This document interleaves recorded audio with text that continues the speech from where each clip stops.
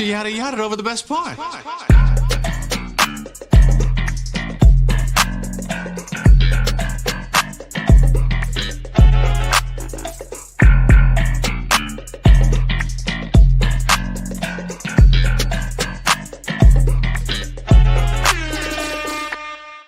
Yeah, ladies and gentlemen, you heard the theme music. It's another Sunday in Kansas City, which means we are back here for another episode of the Yadda Yadda Podcast, episode 157 to be exact. It's the kid Joe Cornell in the building. Black Hype is here. No so, and of course, man, our podcast MVP every episode, Sebastian.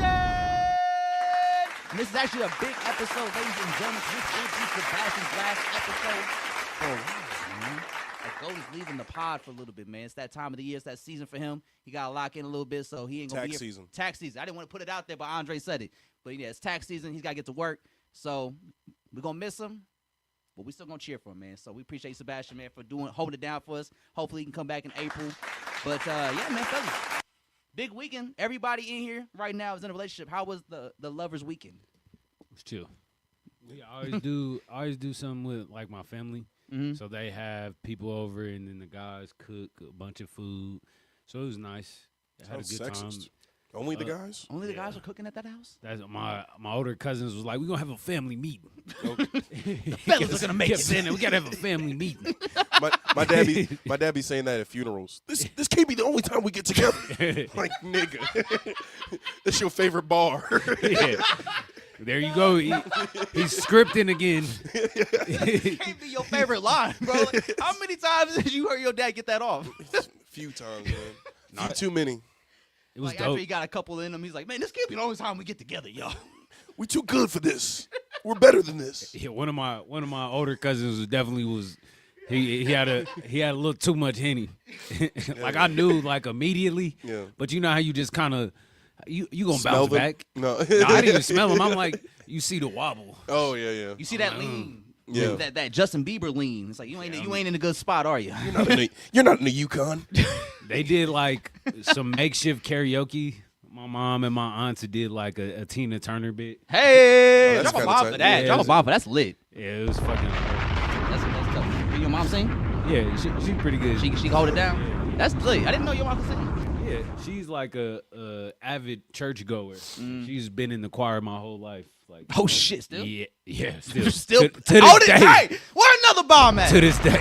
Mama Harris holding it down. Actually got to drop some breakfast off at the church next week.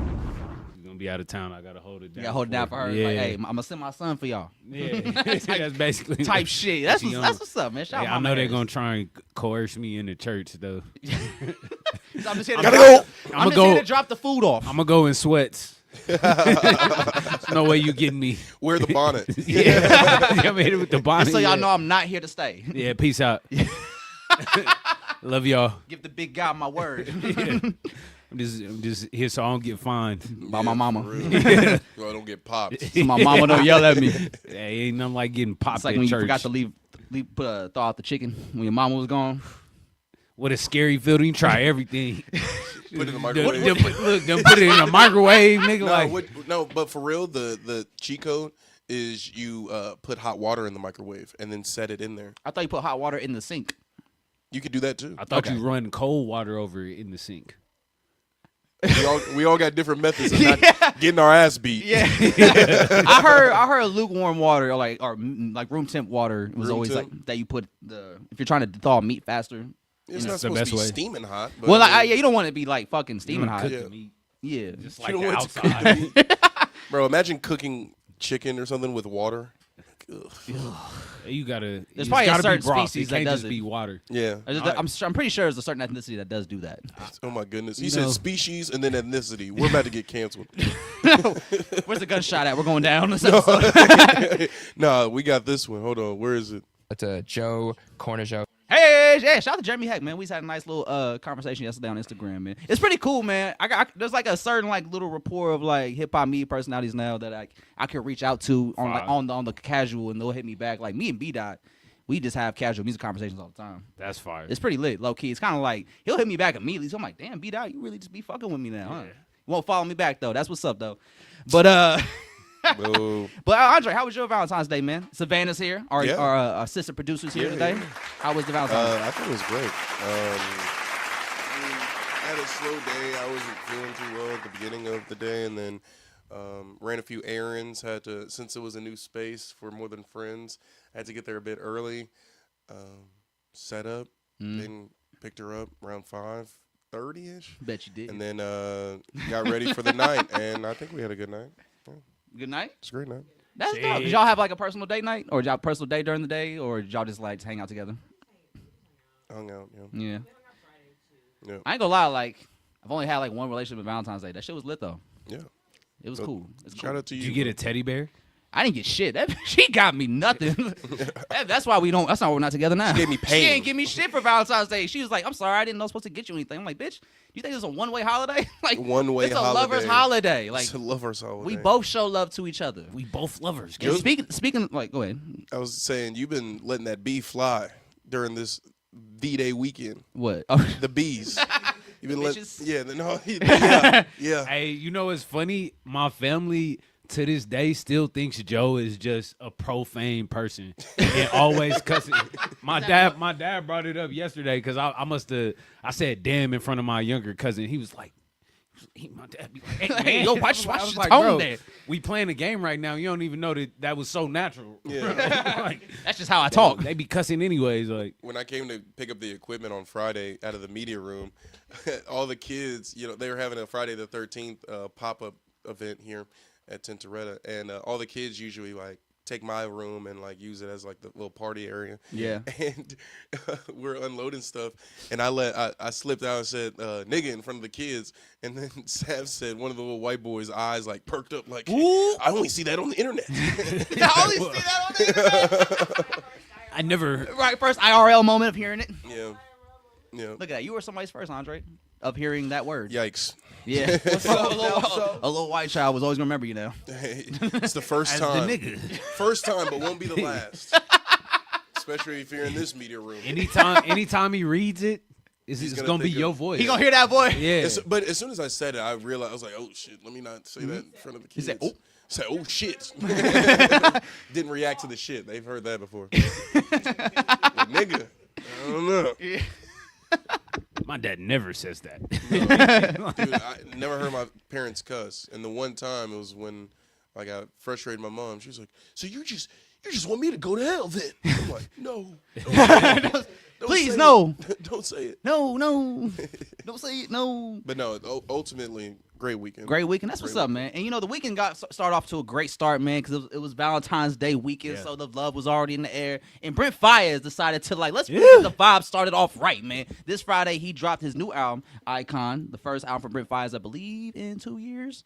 Since Larger Than Life, I believe Larger Than Life came out about 2 years ago, if I remember correctly. 2024. Yep. Yep. So first Brent Faiyaz project since Larger Than Life, which is my favorite Brent Faiyaz project. So I ain't gonna lie, like I thought when the single first came out, I liked the vibe of the single Had To. I liked the energy of it. I liked the I like the bass line a lot. And Tommy Richmond had some production credits on that one as well. So like once I saw that, I was like, okay, that makes more sense about like just the bass line and kind of having like a Tommy Richmond kind of feel on the track.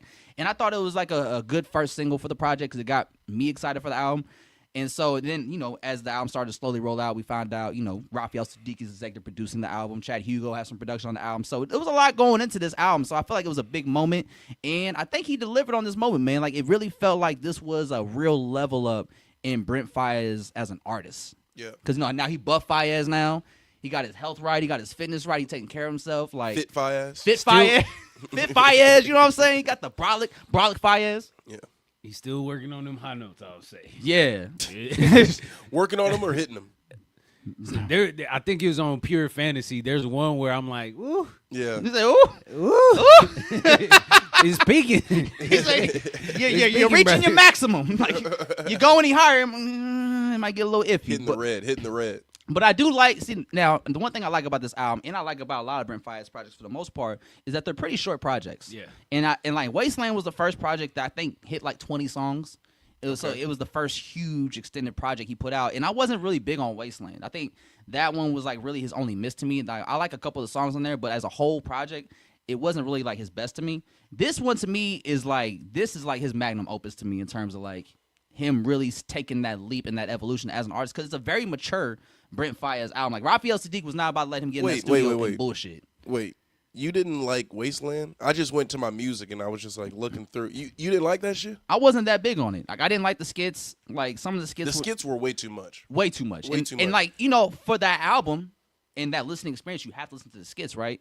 And like my first listen, you ain't got to add the skits. You ain't got to add the skits, but it's part of the listening experience. And when I realized one of the skits was like 9 minutes long, I'm like, dude, you're losing the plot. Yeah. You're losing the plot. You're trying to do too much. Yeah. This one though, I think is the perfect like follow up to that, or like I think Larger Than Life might have been the next album. But this is a great album because it's very concise, very 10 songs, strong 10 songs. Yeah. And Raphael Sadiq was leading the way, so I think having Raphael Sadiq, that kind of veteran presence in the studio with him, like really helped Brent Faiyaz's artistry, because it's kind of like Raphael Sadiq is like, bro, let's level up this talk a little bit more. Like, you know what I'm saying? Like, you've made a lot of lifestyle changes. You're taking care of your health, so you obviously moving better. You're living better. Like, and this album is more so focused on just like one person as opposed to like multiple women. Yeah. And like that shows his growth. Like you have a song called Strangers. It's about him breaking up with a shorty or falling out with a shorty that he loved. Mm-hmm. And it's like we're hearing him like talk about that hurt and going through that transition of them no longer being together and becoming strangers.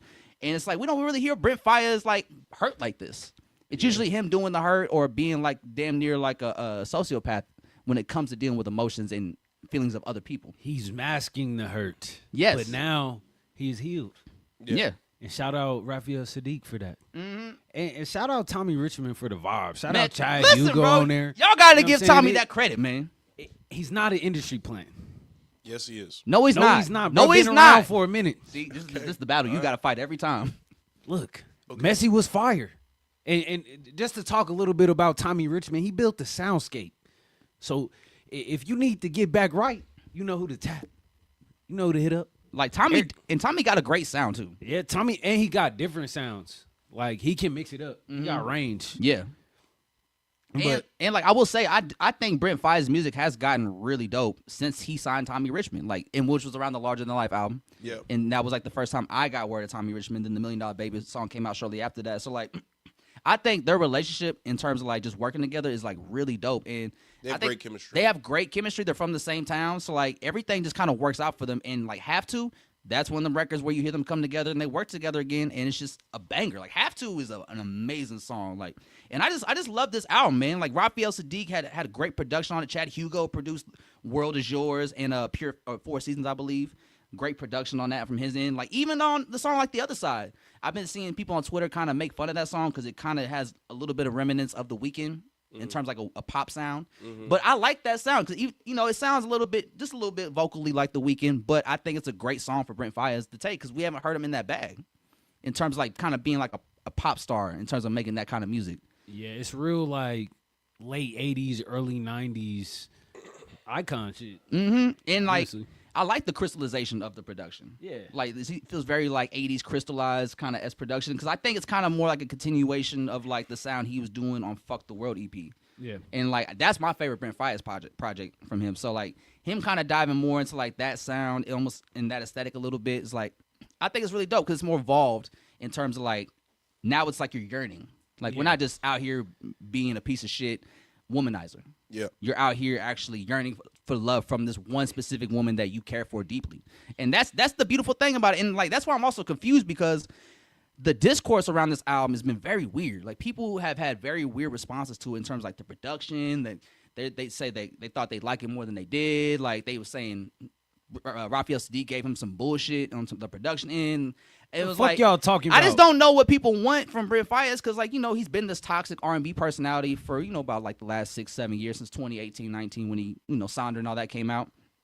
And so like this is the natural progression of an R&B artist. Like you start off toxic because you're younger, you're blowing up, you're in the scene or whatever, yada yada yada. As you have more experience and you grow in the industry and as an artist, like of course as you get older, it's like you're not just trying to like be a piece of shit womanizer your whole life. Like you're gonna find that one woman you love and like try to lock in with that. And this is what that album is. Hey, at some point y'all gotta grow up. Everybody goes through it. Sometimes the problem is you. Y'all think that toxic shit is cool. It's toxic, it's poison. And we 30 now. Man, Come like on, we 30 now. Come on, grow up. Ain't got time Cut to be that shit out. Brent realized, like, hey, that shit is not worth it. maybe I should switch it up a little bit. You know, I got money now. Why I gotta be so ratchet? You know what I'm saying? Someone slow down. Yeah, let's And- chill for a little bit. And on top of that, I remember like 2-3 years ago, I heard Brent talk about in interviews how, I think where he was at in his life at that time, he was like, I'm kind of more into like women I've already had previous relations with because they know me. Yeah. I don't have to meet somebody new, figure out what they like. They figure out what I like. I like women that already know who I am. I know who they are. So it's like when we get together, like we just already bond. Yeah, it's definitely better to know somebody because if you are famous or if just popular and a lot of people know you, makes that shit hard. Can't trust a lot of women intentions. And it goes the other way as well. Niggas' intentions. Niggas be on bullshit. Everybody be on bullshit, so it really comes down to like a judgment of character. And it's like, if you in that lifestyle of just, you're like a little Rolling Stone moving around from city to city, just having your way with whoever you come across. It's like, yeah, you could do that, but after a while, it will get old. Yeah, and it is cool to hear him just make songs that's more uplifting. Like Strangers, man. Like I've never heard Brent Faiyaz talk like in this heartbreak kind of way. He said, you gave me hell to pay and I gave my heart to you. If that's the exchange, then I'm making a change. There's no hope in that. If it ain't the same, better off we're estranged. Why hold me back? Oof. Like, come on, man. Like, that's real hurt right there. That's real yearning. That's real hurt right and there. you got Butterflies too, which is another song by him talking about that's the bro. shit. That's that real feeling. You meet a shorty for the first time. Like he who the said, fuck is tell this? me how you feel. Is it anything that I feel? Yeah, that shit crazy. Or should I chill? Yeah, like hearing Brent Faiyaz just talk about like mature feelings when it comes to love is a real dope growth and evolution. It's like that's kind of what we wanted from R&B artists, right? We wanted artists to yearn again, right? Yeah, and especially on like Valentine's Day. And if you reminisce on like an earlier time in a relationship, especially like in the beginning, and you have that first date or first couple dates, and you like, man, damn, I'm really vibing with this I like person. this girl a lot. And you get to wondering, and you'll be like, I wonder how she feel. Does she feel the same? Does she feel like me? Yeah. And then you just gotta know. And this is cool to hear Brent Faiyaz talk about like the song like Butterflies like this late in his career, because this is like that, like you just started dating people. Yeah. Love. Kind of feel like every girl you meet when you 17, 18 is the one type shit. I mean, I think those are like the ultimate love songs that can create that feeling, that freshness and newness. Because you got to keep dating. Yeah. Like no matter if you married or not, you gotta still have that pursuit and still have things that y'all do that y'all enjoy, Yeah, and that's kind of like what I get from this album most. Is just like it just kind of shows you the journey of being in a relationship with somebody that you care about. Like there's a lot of highs and lows, 4 seasons. Sometimes you're hot, sometimes you're cold. Like, but that's part of being in a relationship with somebody you love. Like, there's always gonna be ups and downs, but it's just like sticking it out. Yeah. And that's kind of like what I get from this album, man. So I love this album. I think this is a great Brent Faiyaz project. Might be his best album to date, because I'm seeing Larger Than Life was a mixtape. So this is his second album since 2022. Oh, Wasteland. for sure. This is I thought Wasteland. Oh yeah. Okay. That was like Wasteland was the debut album. Okay. Yeah. Yeah. And I think it's pretty cool that because this album was supposed to come out back in September. Yes. And when he dropped Have To, instead of the day it was supposed to drop, instead of dropping it, he sent his team a new single and new video and was like, yo, we're not dropping Icon today, and we're going to scrap all the album. But I have this song and this video that I want to put out instead, and that was Have To. And I think that began the creation of the new album of Icon that we got today. Because it was supposed to come out in September, and then he canceled it last minute, like the week of, or like the day of. He's like, I'm not putting it out. That kind of threw me off. That's why, I wanted it to come out, let the dust settle, and I'm going to listen to it this week, away from all the noise and away from It's all Valentine's, though. You didn't play with Sav? Yes, no. You didn't play. I didn't, dude, for real, like, when I left her place at, 11 or so, yesterday, I then realized it came out. I didn't have it, I didn't go into this weekend thinking, all right, new Brent, it's time to load up the chamber. Yeah. So I'm excited to, look into it and dive fully into it this week. It's a great album, especially, on a nice day like this in Kansas City. Like, if it's a nice, beautiful day, it's perfect because it has a very crystallized sound that just kind of goes well with a beautiful sunset or a beautiful day in Kansas City. So, I've been playing this shit every time I drive in the car because it just fits. The vibe is crazy. Man, it is magnificent, bro. I played it that night it came out. Yeah. So, after you left my house, you're like, bro, you gotta play that new Brent album. Yeah, It's the one. Bro, this shit wild. Yeah. Yeah, man. That shit was beautiful. It is, man. So I salute Brent Fayez for this, man. Icon, 10 tracks, executive produced by Raphael Sadiq, Chad Hugo production. We're yearning. We back to yearning. We back to the love. We back to the love, man. We back walking in the rain again. Because he was doing that. Yeah. Man. Wrong. Sometimes- Am I looking sometimes for you- love in the wrong faces? That shit, what? Man, every time I go out, am I looking for love in the wrong faces right now? That self-awareness. Yeah. Actually, every shorty you talk to when you go out is the wrong shorty.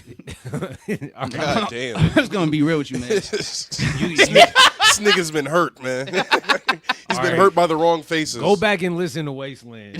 You know what? You got to keep running the Icon. We got to pull you out of that. Like, bro, you say you don't like the Wasteland, but everything on that you said is He's toxic Brent right describes now. that. What the hell are you talking about? Like, no, I'm more like fuck the world, Brent, if we're going to keep it like toxic. I'm not really Wasteland toxic. I mean, my new bitch look like Jackie or Halle Berry. That's Jackie Brown. that Jackie on Brown? Wasteland. Yeah. That's a great one. I like You Jackie said, Brown. yeah. I like Jackie Brown. It wasn't on the album we told him to listen to. I like Jackie Brown. I mean, when I do play Wasteland, like that's the only few songs I do play is like that one. Yeah. My new bitch look like Halle Dude, Berry. funny story about Brent Fayez, right? So I was DJing like my godmother's open house, her first like housewarming party. That's what it is. Housewarming party. Back in like when Wasteland actually came out, back in 2023, 2022-ish, right? And I'm playing Brent Fayez, and I played the Wasting Time with Drake. And they're like, the older folks, they're liking it and everything. And as soon as Drake came on, they're like, can you turn this off? Anything is better than this. Do you have some BB King? I'm like, oh my God. Not the BB King. They want to change genres. BB King don't even fucking sing like that. Like they just didn't want to hear Drake. Bro, as soon as Drake came on, where he's like, yeah, like turn this shit off. Like, God They damn. thought it was a whole different song when Drake came on. Like, Literally, yeah, what bro. the fuck you got to listen to, Andre? We don't let them listen to this. Yeah, like as soon as they heard like non-singing start happening, they're like, yeah, get this trash out of here. Crazy, Put bro. on some BB King. Yeah. You got some BB King? No, I don't, Frederick. I don't. That shit is crazy, man. Yep. But yeah, man, shout out to Brent Fayez, Icon, new album. We're big fans of it. Andre will let us know next week. He's about to tap in with it. Yes. It's a good lovers weekend, man. Brent Fayez dropped that new album. And on top of that, man, early in the week, we got some big news. He's back, ladies and gentlemen. Baby King. Two-phone Baby King. Fuck me if you won't. Baby King is back. Dropping his new album, Casino, February 20th. Out of nowhere, he dropped it all. He dropped the album cover, the documentary, the date, all in one go. Track list, all in one go. So this will be his first project in 4 years since his debut album, The Melodic Blue, in 2022. So, how are we feeling about Baby King returning after 4 years? I'm excited. The Melodic Blue still slap, still gas. As far as I'm concerned, Baby King can do no wrong. He really hasn't missed yet. He's put out 3 projects since he's been out in 2018. Sounds of a Bad Habit, Die for My Bitch, and The Melodic Blue. So let's see. So Melodic Blue, that was the debut album. No, I've been on a Baby Keem run all week to kind of get ready for this new album, man. And like Baby Keem really is to me one of the more exciting artists because it's like when you listen to Sounds of a Bad Habit, Die for My Bitch, and then the Melodic Blue, man, like you definitely hear the growth sonically and in Baby Keem's sound and like what he does like vocally with his raps. Yeah. And like I think that's the most exciting part because you know you have like Sounds of a Bad Habit and then you go to Die for My Bitch and you get songs like Honest. Or like you get songs like Monster.com on Sounds of a Bad Habit, Mosh Pit, Bullies. Like there's always Slice Interlude. Like there's so many different just sonics and vibes and productions that sounds that he tackles as an artist and he makes them all sound like they all fit together on a project. I mean, that's that production muscle right there. Yeah, because that's really how he got his start. Yeah. Like was through his production, and then the rapping just kind of came naturally for him. So Wasn't his first credit on the Black Panther situation? yeah. Mm-hmm. It's the song Redemption. Yep. Yeah. So have you guys got the chance to see the Casino documentary you put out? Yes. The 9-minute one? Yes. Yeah. We watched it in the car on the way here. Okay. So there's one thing I think I noticed in the Casino. Now, this could be different. It could just be how the video was edited or whatnot. But something I was curious to know is like, are we getting a new Baby Keem voice? Because it didn't sound like he was rapping in his regular high-pitched tone voice that we've expected from him from the last 3 projects. It sounded like his voice was a little more deeper, a little more mature, so I didn't know if that was something he was trying out. More monotone. More monotone, if that's just like where his voice is, or if that's something he was just doing on that song. But how did we feel about just hearing the new Baby Keem voice? I mean, it sounds dope to me. It definitely fits like the tone of the video and everything he was portraying. So I'm real excited to hear what he's got to say. Like, but it's not. It's very subtle. Yeah, like it almost threw me off for a second. Cause like when I first heard it, it was with a video. People were like, "Yo, Baby Keem, Kendrick Lamar dropping on the 20th or the 26th or whatever." And when I listened to it, I was like, "Is this Kendrick Lamar's voice rapping?" But then he came in like shortly after, and I was like, "Okay, that's Kendrick Lamar." I was like, "So that's Baby Keem's voice?" Yeah. I was like, "Is that a new Baby Keem voice?" It was cool to get like a sneak peek of them in the studio and just seeing him flex that production muscle And and be hands on with it. yeah, he was like, "All right, let's get freaky." Yeah, it's freaky. And Drop the he did. piano out. And one thing Baby Keem is gonna do is like build up that song, build up that hype. when it Yeah. drop. Like every song is like that, damn near. Like if you listen to the Melodic Blue, once we get to shit, let me pull up the track list. Because even like the first song on Melodic Blue, Trademark USA, it has that crazy beat switch. Yeah. It has like 3 beat switches. Because you have the intro, and then you have the beat drop, and then you have the switch up at the end, like, I'm a hot girl, with Yeah, Rosalia. He gets us moving right out the gate. Yeah. Damn, where is that shit at? And plus, like, I think it's really dope that we were able to get some studio footage from the Casino documentary, because I'm always been super curious to know, like, what Baby Keem's creative process looks like, because his music is so just off the wall and just so like kind of just so abstract in terms of like every song just kind of has a different energy to it, and it's like, how did we even get here? How did you make this song? So I like the fact that we got to see him work in the studio, because I'm just like, what's the process look like? Because we've seen songs like Family Ties come out and be like, yeah, this is the first demo of Family Ties that was in 2020. Yeah. And it's like, damn, y'all been working on this song for like 2-3 years before we finally got to hear it. And like what we're hearing in the first demo is like a completely different song than what we got later on. Like, so it's like, how many journeys do these songs go on before you guys settle on like, this is the 6th version that we're gonna settle on? You know what I'm saying?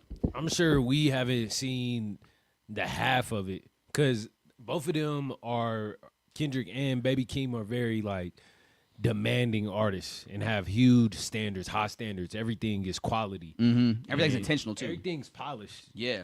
And man, I don't know. Hopefully, there's more BTS that we get too. And I'm interested to see how they roll it out, what videos they come up with, because all of the videos be crazy. I'm super curious to know like what his next, like what the visuals are gonna look like for this album, because like I was watching a lot of the videos from the Melodic Blue, and if you actually watch all of Baby Keem's videos from all his projects, like once he gets to the Melodic Blue, like he's damn near shooting movies at that point. The Hooligans video is crazy. Or like the No I Sense love video, that. where he's in the garage, or the First Order of Business. Yeah. Actually, a cool thing about the Casino documentary is his aunt, that's like kind of like the one that's hosting the documentary, because she was the one filming everything. That's actually the one that helped him get his family a house in the First Order of Business video. Word. Yeah. Because like when we were watching that, he was like, the grandma was like, how did you get this? And he was like, oh, auntie da-da-da helped me get it all set up. Yeah. And that's the one from the Casino documentary that was like, hey, y'all, I'm so-and-so. Connie. We in Connie. Yeah, Aunt Yep. Connie. Yeah. So that was like a cool little, like, oh, shit. Cool little callback. That it was cool to know that she was always like right there next to him the entire way. Yeah. His Aunt Connie. Towards the end of the documentary, you hear her just like throughout the whole documentary, she's real like, hey, we gonna make it out. Yeah. Like, I'm about to accomplish all of these I'm gonna things. be a writer. I'm gonna do I'm this. gonna be a magnificent writer. Like, and you could tell that some of that energy lives in Baby Keem too, and that's probably why he has such a high standard. And when you come from the trenches like that with a lot of love like that, you definitely honor people through your actions and who you are. Especially coming from like his family's mostly women. I think it was like him and maybe one other male figure in the family, I believe. Yeah, I think they said it was like 2 boys. Yeah. Yeah. Yeah, so like the whole family full of women plus like 2 grown men and Baby Keem. Yeah. And so he was, and they all lived in like a 1-bedroom apartment in Long Beach. It's like 8, 9 of them, right? And Yeah. it's like I like that documentary a lot because not only do we get to see Baby Keem in the studio, but we also get to see Baby Keem's upbringing a little bit. Transparency. Yeah, and you got to see like what it was like for him growing up as a child. And it's like, and the one thing I also love about that documentary is that despite them all living in this 1-bedroom apartment, like they was always having a good time. Yeah. Like they knew it was hard and they were all like crammed in this one little space, but they enjoyed themselves because like, yeah, we're gonna make it out together. What they say, flower from a concrete, rose of concrete. Rose that blew from the concrete. Yeah.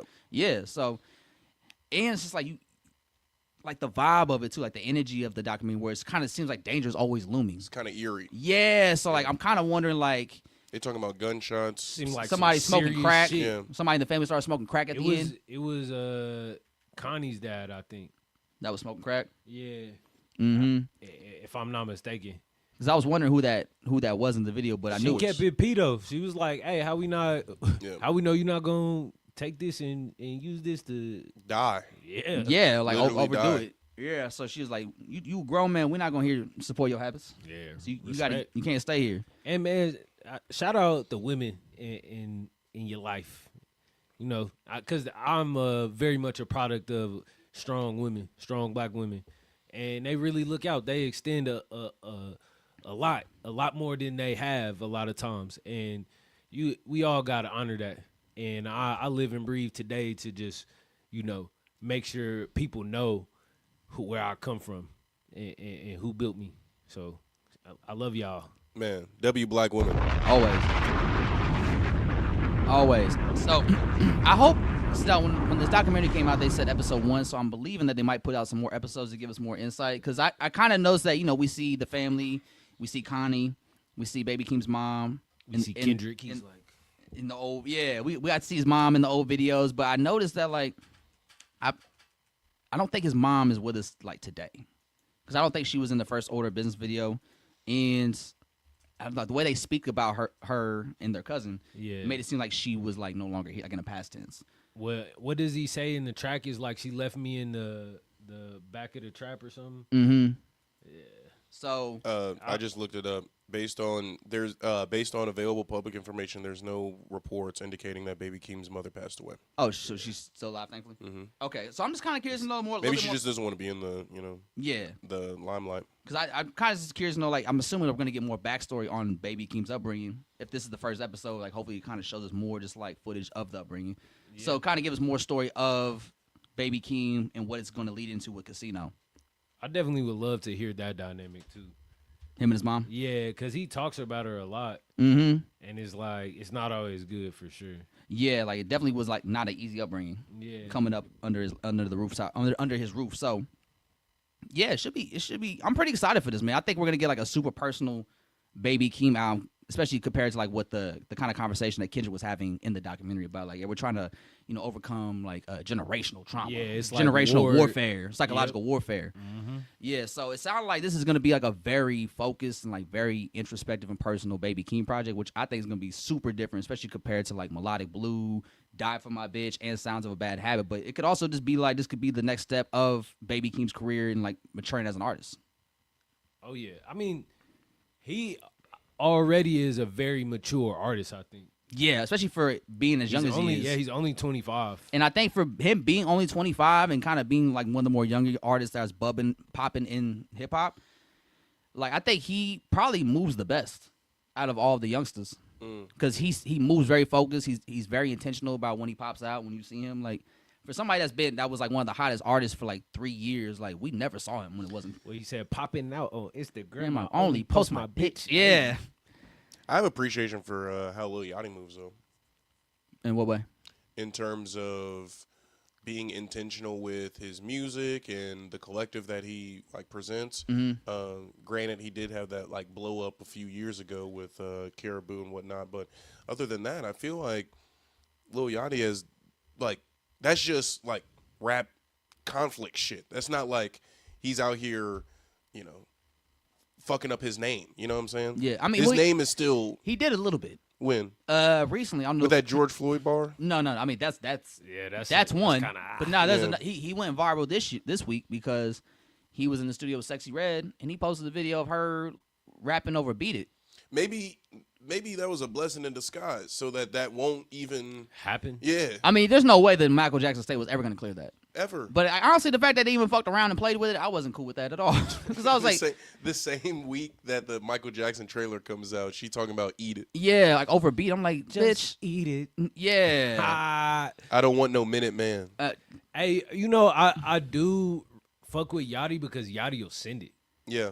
He'll definitely is not afraid to try some new shit out. Like he put out a project with James Blake. Yeah. That I thought was real interesting and dope. He has good taste. Yeah. I think sometimes he is a little weird. Yeah. A little bit. But I don't know. I don't know the guy. Me either. Yeah, I ain't met him either.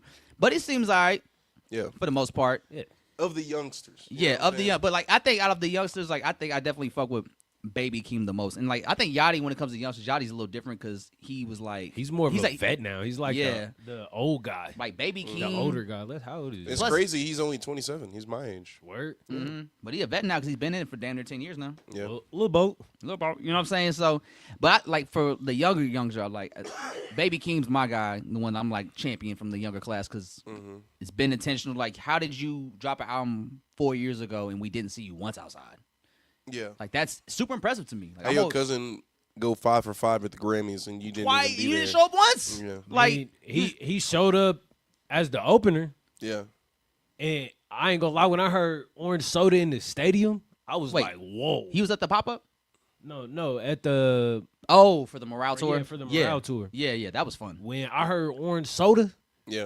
I was like, "Whoa!" I didn't Shit, realize it I'ma hit bet- like I'ma that. bet Yeah, that. like I actually really knocked. I'm like, "Damn, this way different than in the car yeah, or in the headphones." like I remember like when that shit kind of swept Kansas City a little bit. Yeah. Like Orange Soda really took over Kansas City for a second. There are a lot of niggas out here that was trying to make that Baby Keem sound and it didn't work. Yeah.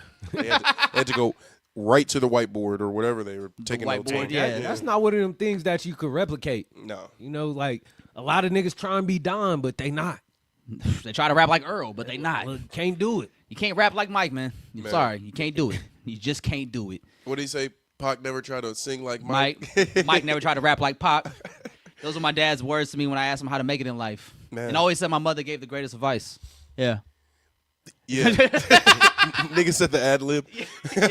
Yeah. No, but Keem, man. Yeah, so We're like here. I got some pretty good expectations for this project, man. How about you guys? Hey, I got high expectations. And this motherfucker got Too Short on this motherfucker. I like, have very high expectations, baby. Oh, you Keem, got but the track I'm list not- up? I'm Yeah. not impressed. I'm not stressed about it. Yeah, he got Kendrick Lamar is going to be featured on it with Momo Boyd, and then Too Short's also going to be featured on it. And then Shea Crew.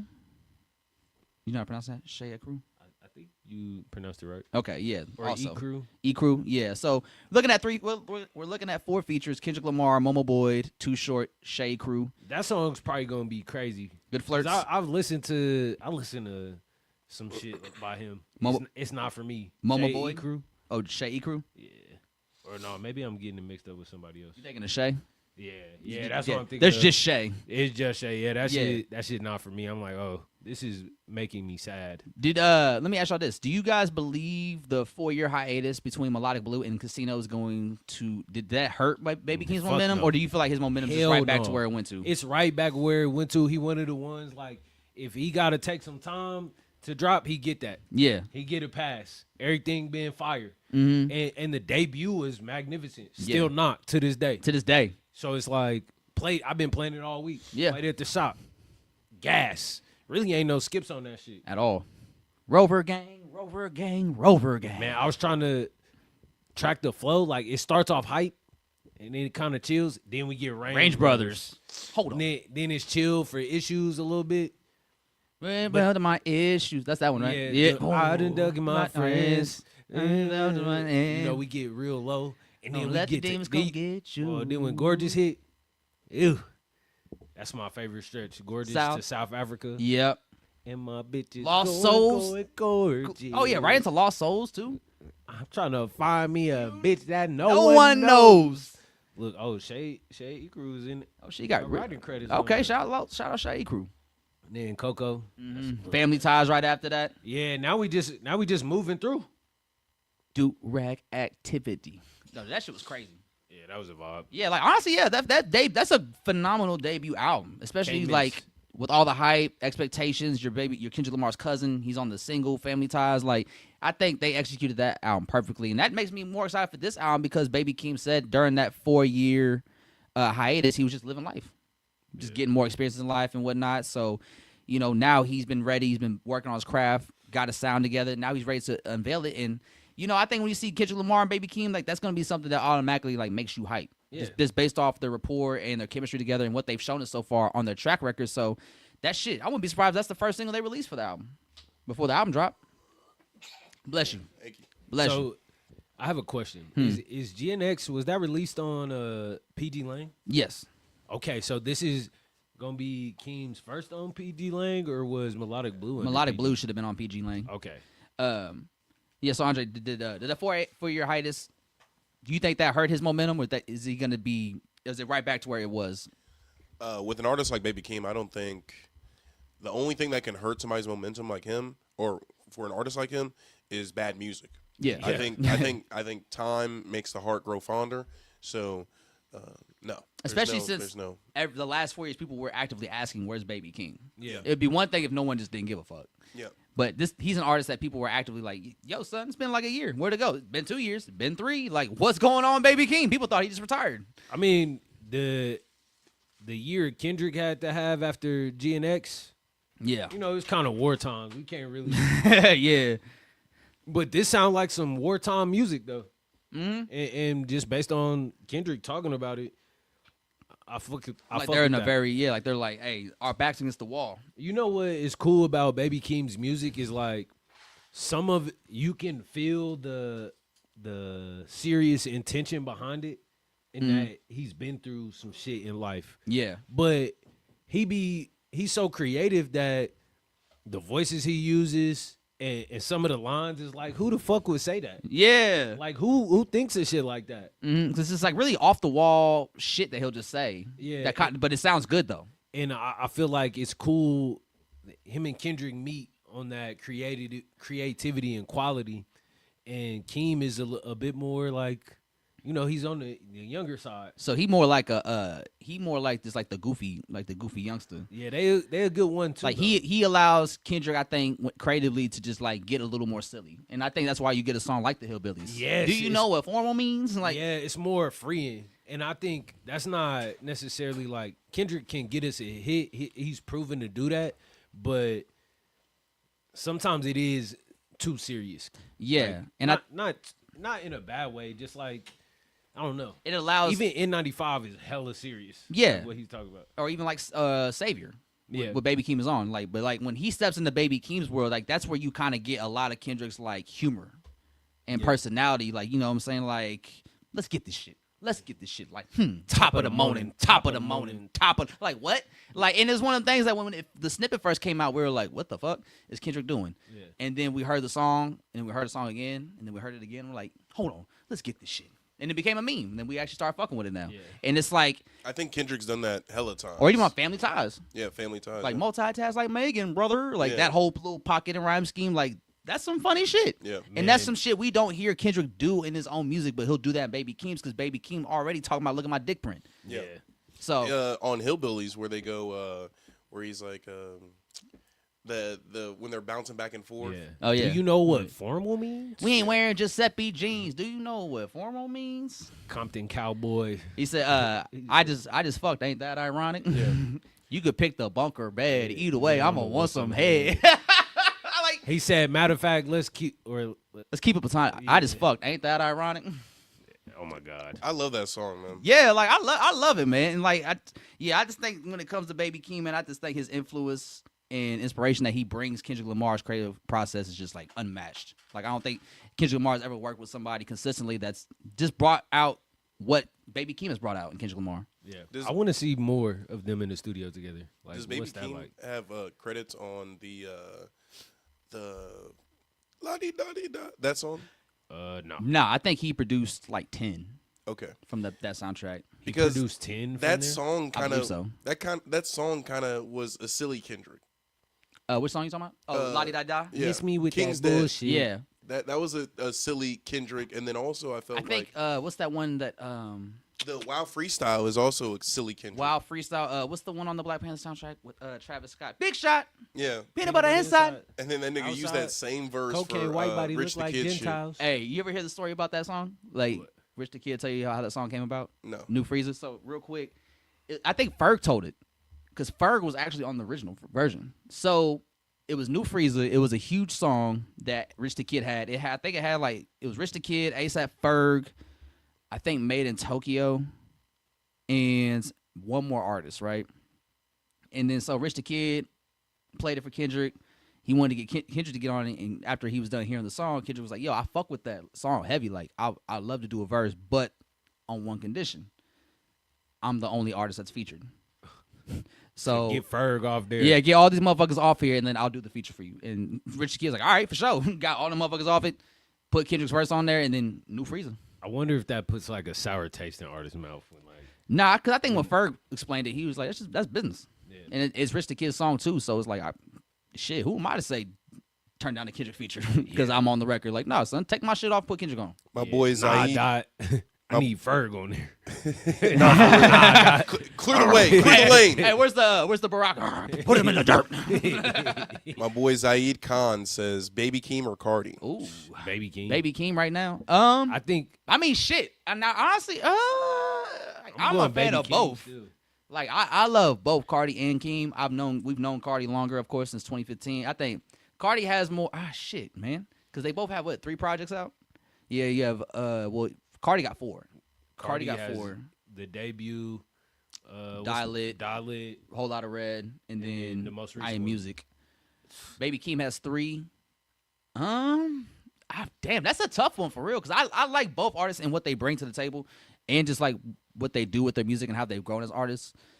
Especially Cardi. Like, Cardi's evolution to me is really fascinating. They like Naruto and Sasuke. Yeah, They like Goku. they really and right Vegeta. here with it. Yeah, And Goku they- and Vegeta is probably the best. Where they match up at is like they're extremely creative and they just can make the wave. Yeah. Baby Like Keem. they could make the trend easy. They can grow a sound too. Yeah, and a following. Like Cardi is another one that Cardi don't gotta be out. Like I think if Cardi gave it 3 years, 4 years, he could just drop another record. Could He just did drop that. Whenever. Yeah. He's done that. I Am Music, like that shit dropped kind of just randomly. yeah. Yeah. And then a whole lot of Red did too. Mm-hmm. It's like, it's going to come out right now. Christmas. Yeah, it's actually out right now. Yeah. yeah. I think you hit the nail on the head with the Goku Vegeta comp. Yeah. Baby Keem definitely got that Vegeta, the hairline. Baby Keem is like that crazy hairline, bro. And his hair goes upward. shout like out that. to Widow's Peak gang. You know what I'm saying? We own that. Widow gang. Widow gang. I feel like I gotta give it to Keem though, because I think Keem could craft a better overall cohesive sound, and he's a lot better at curating and organizing the moment. music. Yeah, and and just telling a story through Yeah. the track. Like yeah, you can telling tell the they story. very intentional to that, and that's kind of like when it was my hap with like I Am Music is that it could have been arranged better. Yeah, and that You was know, it was supposed to. They just fucked up. Yeah, but those are things that Baby Keem not gonna fuck up. Yeah, Project Like, not PG gonna let Lane slide. Yeah, is not it's- gonna upload the album wrong. And that kind of precision is like that's what we need. That detail matters. Yeah. And like when it's time for the album to be uploaded, if you upload it the wrong way, then it's like that's an important detail you fucked up. Yeah, how you missed that? Yeah. So actually, I mean, the more I think about it, I think I'm gonna go with Baby Keem just because when it comes to just like range and just terms like what you talk about in your music, like Baby Keem is very personal. Like, I don't think Cardi has a song that's like issues Yeah, that or even honest. it might be. He might give you a couple Like bars of that. we'll get a long time. He give you. I ain't felt like this in a long time. Yeah, but that's not a issues or an honest kind of record. Like, but that's like the closest we'll get from Cardi in terms of those records. Why are you looking at me like that? Because I don't agree. Why? In what regard? Why long time? Why you pull that one? Because that's one of them ones, and it's It is one of them ones, but I think Rather Lie is a better song than that. really nah. That's up there, but he had to. Would you say that you have an emotional attachment to that record and that song? long time. Yeah. Well, yeah, for sure because it's been out longer. Yeah. And like Rather Lie, like it just came out last year, which it was a cool song. I work in radio, so I heard it a lot. Yeah. I like the song, but I think I more so like it because of the Weeknd. What's your favorite Cardi deep cut? Is there a Cardi deep cut? Cardi deep cut, I would say R.I.P. Fredo from Dial-It or Lean for Real. But I don't even know if that's a I'm deep. on I don't the even know road if that's for a deep cut real. no That's more. just a vibe. That's just a bop. Old money. That's just gas. That's just gas. Yeah, I'll Old say money. new flow, hoe. hey. Yeah. Old hoe. new swag, old flows, new swag. Yeah. Yeah, I guess I think there's a certain kind of depth that Baby Keem could give that Cardi don't have in his bag. Like I don't think we ever gonna hear Cardi like get in deep about his son. You know, I mean, he spent $100K on his son. He bought his sister a Jeep. that's like, but that's also- not Can't depth. fuck around these- That's money. Like Yeah. nigga, we know you got money. Yeah. But also, His who did? pockets deep. Yeah, you got deep pockets. Let me talk to you about these pockets. About as deep as he can get. But also, like, who did you fuck in this room? I need to know. I need to know. What did Cuz say? It's right now. Like everybody knows a pedophile. There's like six Like guys. there's probably somebody in the room. Somebody in this room kids. fucking shooting right now. Nah, we ain't doing that. I would have got up and walked. Like nigga, you tripping, bro. Nah, I'm glad. I feel what you saying. I feel where your heart is at. why All he this had to room, say- gang? Yeah, all- why yeah. this room All though? he had Like, to say In was- a room. not this room. Just a room. All he had to say was everybody got a creepy uncle, everybody got a creepy neighbor that they knew. Like, why bring it so close to home? That's Yeah. never made sense. But Everybody in this room know a pedo. Somebody in this room fucking shooting. there's like 6 people in the room. So I'm looking at the other people like, all right, so who one of y'all is in here doing some weird shit? Yeah, Hassan, man. Yeah. Internet goat, Hassan Campbell. Oh, do you have a favorite Cardi deep cut? I wouldn't say deep cut, but let me. I would say. What's the, actually, no one? Y'all mean. Yeah, I mean. I ain't gonna lie that. What do you say? Shawty want a ball with the team. Yeah, play that dollar, you might get punched in the head. Yeah, like right I when like. I know it's not a deep cut, but I like New Neon, and I like Beano. That's the Beano. Yeah, Beano's a Vino, good or one. what's the one from oh, I gotta see what it is real quick. It's on that same album. It's one of my favorites towards the end. Flatbed Freestyle is another great one from Dial Lit. Yeah, that shit. Dial Lit really a banger from top to bottom. Yeah. Beano, I'm glad you said Beano because that is one of my favorite cuts from that What album. favorite Cardi album? Oh, I Love You, I Hate You. That's the one I was thinking of. Die Lit is. I think is his best. Yeah, Die Lit is probably It's hard to argue Die objectively Lit. the best. Yeah. Because the intro, man, the intro alone. I ain't since I felt like this has been a long time. Yeah. Hey, And then, that "Ain't shit got makes time. look. I jump my demons up. Never mind. Come on, man. Like That shit make you hey, feel Dial Lit, like the first 6 songs of Dial Lit are amazing. From Long Time, R.I.P., Lean For Real, Old Money, Love Shooter. Hurt, Shooter.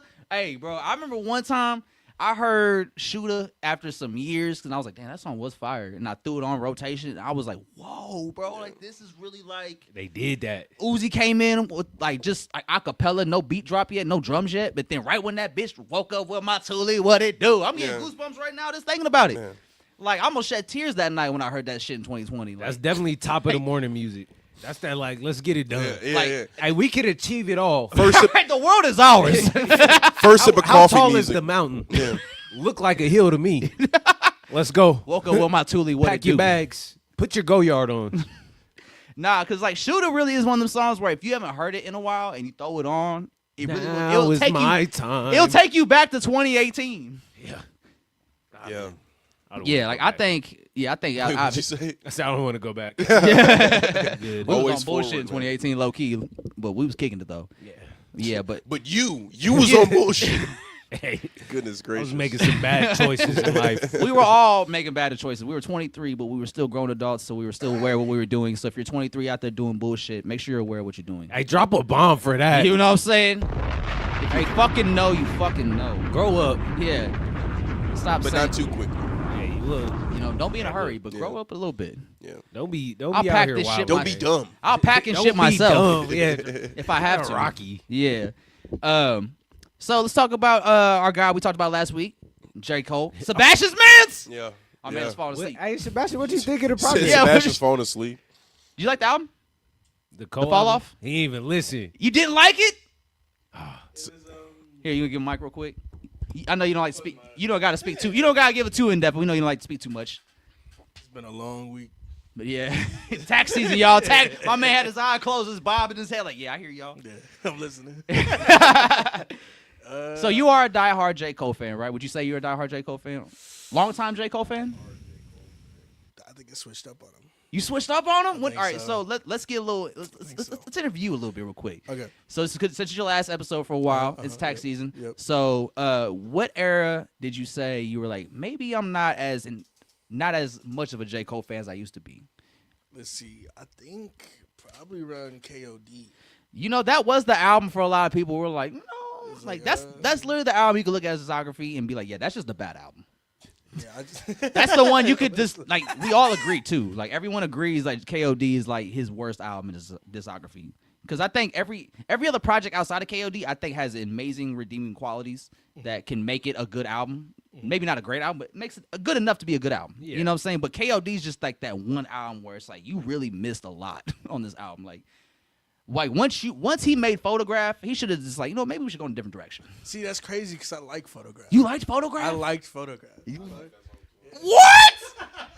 Oh my god! Like when you mentioned it, like the first time, I think like a couple weeks ago, I was like, Photograph. Yeah. fucking with he it. didn't have a mic. He's like, I like Photograph. I'm mumbling to myself. Yeah, Like, like, I like Photograph, man. Like, so like, what song on? All right, so what song was on KOD? You were like, well, maybe this isn't the best J. Cole album. If you like Photograph, what was the song you heard on KOD where you're like, nah, this ain't it?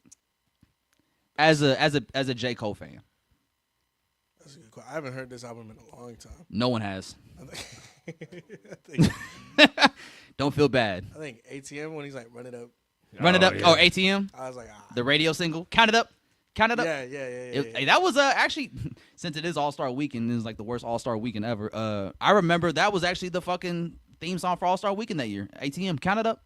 Count it up. Like Nope. 2018 for this being a shitty album, that was like a J. Cole year. Like that was one of his years that he kind of ran shit. And And- then when he dissed Ye.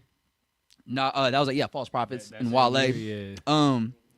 Actually, I think what really pumped faith a lot of people with KOD is the fact that 1985, The Fall Off, was like the first thing that we got to hear from the project because that's where he was dissing all the SoundCloud rappers that were talking shit. Yeah. And like that was a good because he finally got his get back. He finally got to say his piece about that discourse and what they were all saying about him. So he got his little piece off, and that was like a good way for us to kind of like, oh shit, ready to hear what else you got to say on the album. And then you hear it and you're like, well, you only do all that kind of talking on the last song, which is the one you put out, 1985. Yeah.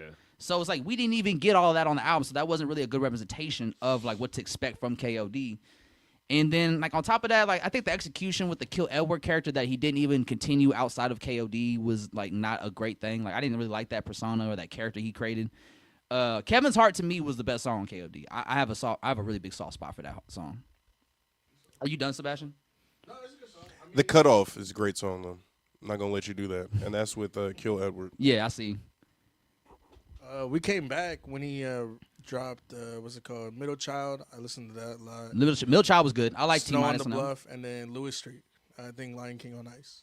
Lion King on it. Okay. And did you like the off season, which was the one that had like Pride is the Devil with Lil Baby? Pride is the devil. That shit, I like that song. I think so. Hold on. There's a couple. Let's see. That's where the singing works. What? Pride is the devil. I think Let Go My Hand on the off season is great. Let Go of My Hand was great. My Life was dope. I liked My Life a lot. Punching the Clock that had the fucking the Dame Lillard soundbite from the Bubble. I liked that I one like a lot. that song too. But I'd be lying if I said I revisit that album a lot. Yeah, like I think for me when this album first came out, the off season, it was an album that I was like, okay, it's okay. And then like a week later, I went back to it one day and I was like, oh no, this is actually clicking for me now. Yeah, that shit. I remember playing that in the gym. Yeah, it was a great gym album. Yeah. I think How I it also had starts. 100 mil on there too. 100 Mil by that was a good one. Let's see, The Climb Back, which was one of the singles he put out before the album came out. Yeah, Let Go of My Hand was a great one. Close, Hunger on Hillside. Like, yeah, I like the offseason a lot. I think it was a pretty solid project. And I think for the most part, like, do you like Sebastian as a J. Cole fan? Do you like his discography? Like, when you look at it, like, do you think it's a solid discography? Like, are you satisfied with the output that we've gotten? I don't know. It's kind of weird. Like when you look at his discography, like when you look at his discography, I've heard all these albums in real time when they all came out. So like I have like pretty set feelings about how I feel about him, and I think his discography is pretty solid. But it kind of feels like it should have been more. What's top three? Top three projects? Mm-hmm. I'm gonna go Let's see. I'll go The Fall Off. That's number 3. I would. Yeah, I think The Fall Off is his best project. What are you putting up? You putting it Forest Hills? You putting it as number 1? The Fall Off is his best project? I would say so. I don't think The one that just came out. Yeah. That's his best project, Joe? Are you gonna say Forest Hills? No. What are you it's gonna Born Center. I'm not Born Center in my top 3 too. It's in my top 3, but You it's blowing not. air. Bro, come What? on, man. Are you? For Your Eyes Only is better than The Fall Off. I'm not giving For Your Eyes Only. You don't fuck with that? I fuck with For Your Eyes Only. That's definitely For Your one of Eyes his Only is better records. than The Fall That's Off, bro. not. I'm. Let's on For Your Eyes Only. No, it's got Immortal. Like Immortal's like one of my favorite J. Cole songs. But it's also got Fold Clothes. So Neighbors?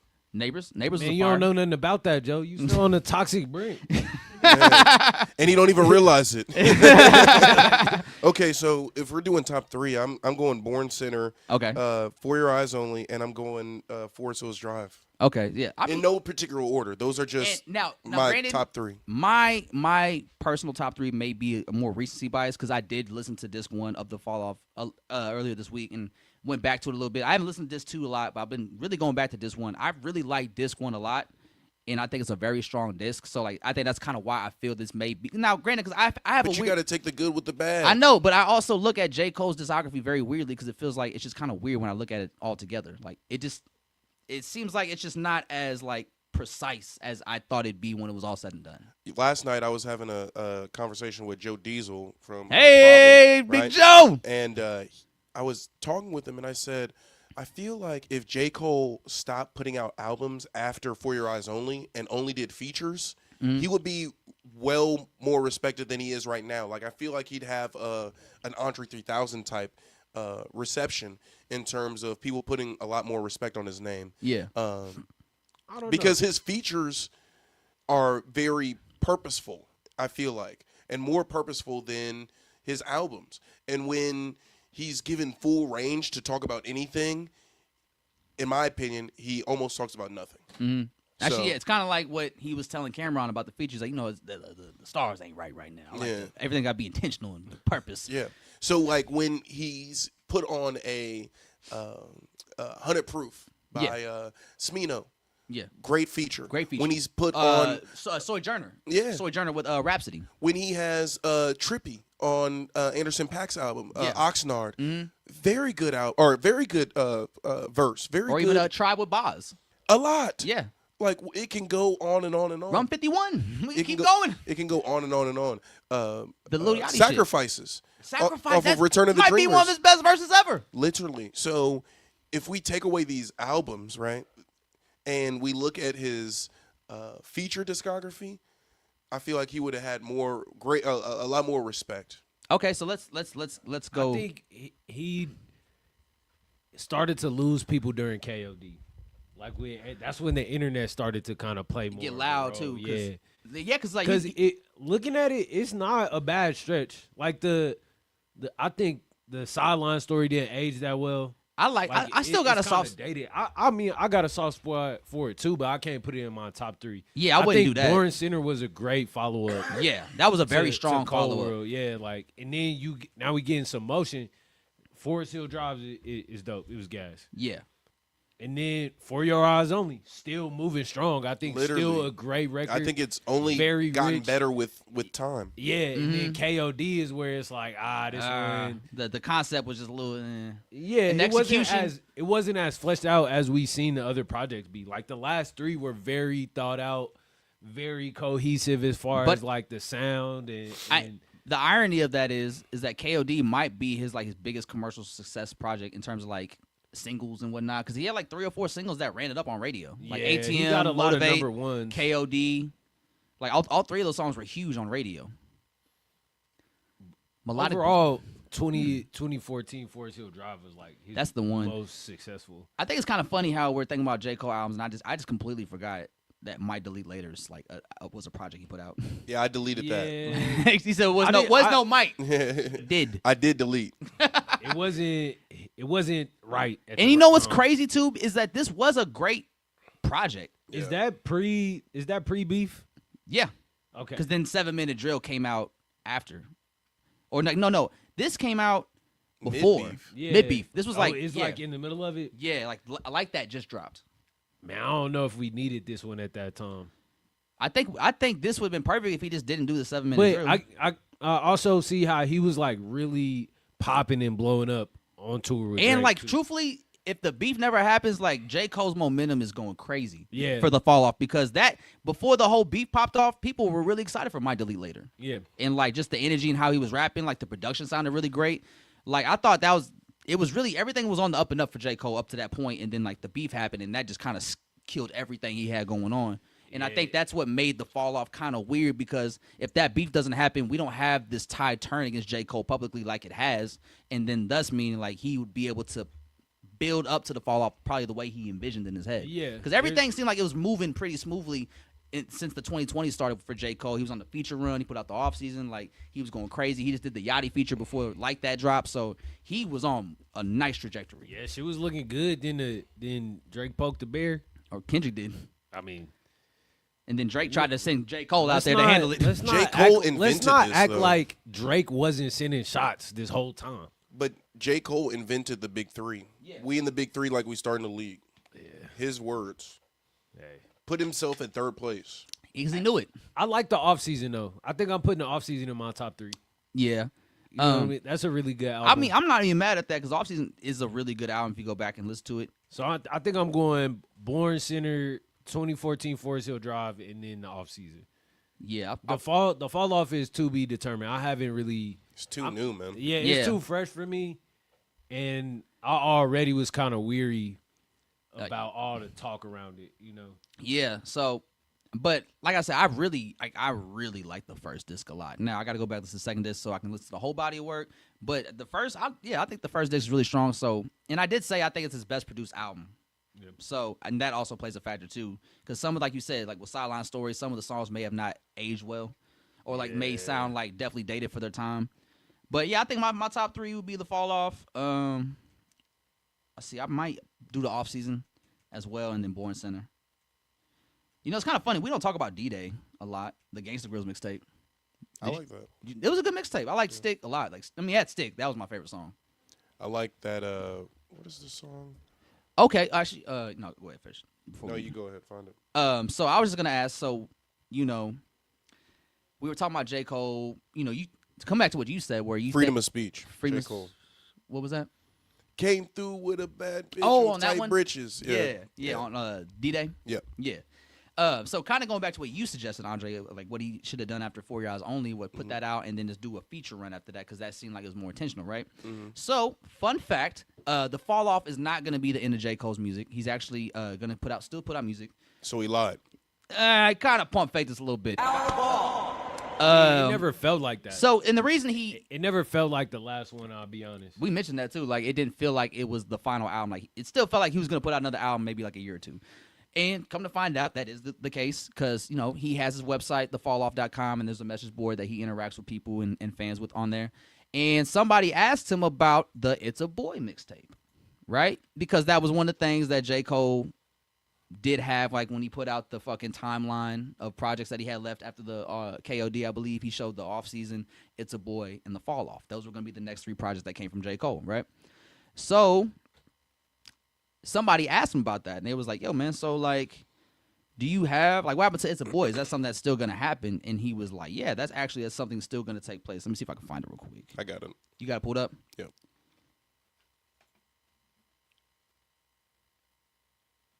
You able to read that? Can you blow it up a little quick? Can you not see that? Oh, no, I can see it. So, no, I'm talking about the thing where he this talks one? about, yeah. Okay, so the next one. Hit the arrow real quick. Yes, here we go. So somebody asked him about It's a Boy, because that was supposed to be the album or the project between the off season and the Fall Off, which obviously, as we see his discography, it was the off season then the Fall Off. So somebody asked him about It's a Boy, and he said if it was scrapped. He said, no, it's not scrapped. It will release. We almost put it out before the album, but with the Birthday Blizzard tape and 24-song album, we was like, it's a lot of music to process. So that means It's a Boy will be coming out at some point down the line. So this will not be the last time we get a J. Cole project. But in another post, if you go to the next, back to the other post, Andre. Oh, my bad. No, you good. In this one, they asked him, like, So now that the fall off's out, will he stop making music? J. Cole said, "Thank you. It means a lot. I got a genuine love for music, and the blessing in dropping this album is that I'm highly inspired. I have no interest in making more quote-unquote J. Cole albums, but my passion and excitement right now is in producing. I will write, I will record when it hits me, release new music if the spirit says to do so, but the fall off is a project I won't try to top." And then on top of that, he also said he wants to work more with artists, other artists, whether it be producing for them or just being hands-on in terms of like putting the music together. I think that'll be cool, seeing him in that space. Like, if we already like him on features, just him freeing himself up to work with other artists. And I think what he's doing is kind of like a mental freeing in a sense, like he's releasing himself of any expectation. Mm-hmm. He's like, all right, it's like the Eminem. He put the freestyle. Expectation on himself. I did. Like, bro, why? Andre never let him J. Cole have any breaks, bro. No slack, no nothing. He made the cage and put his ass in there. Threw away the key. Nobody told you to make this be your last album.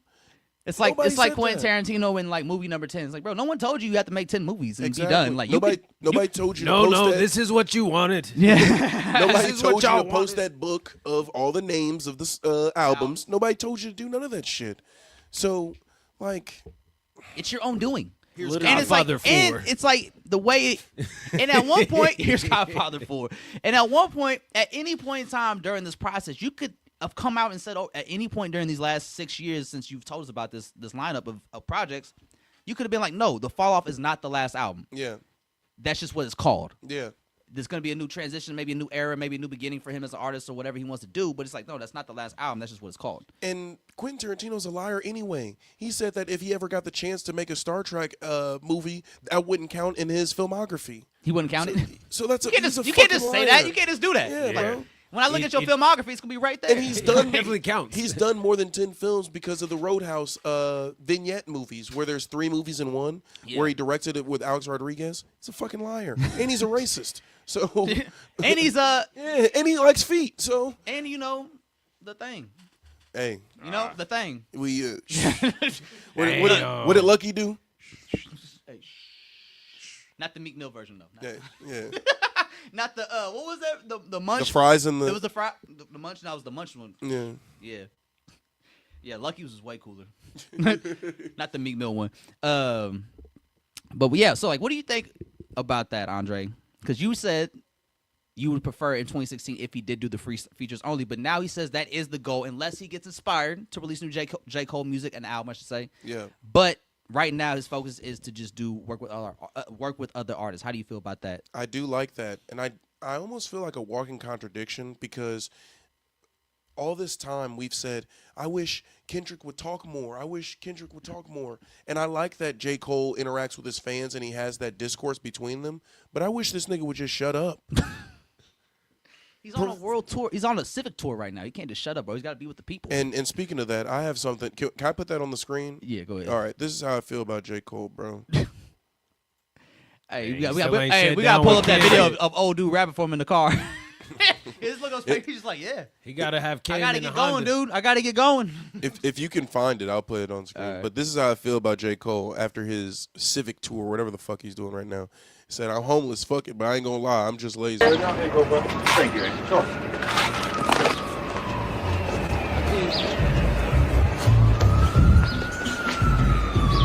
I love this movie.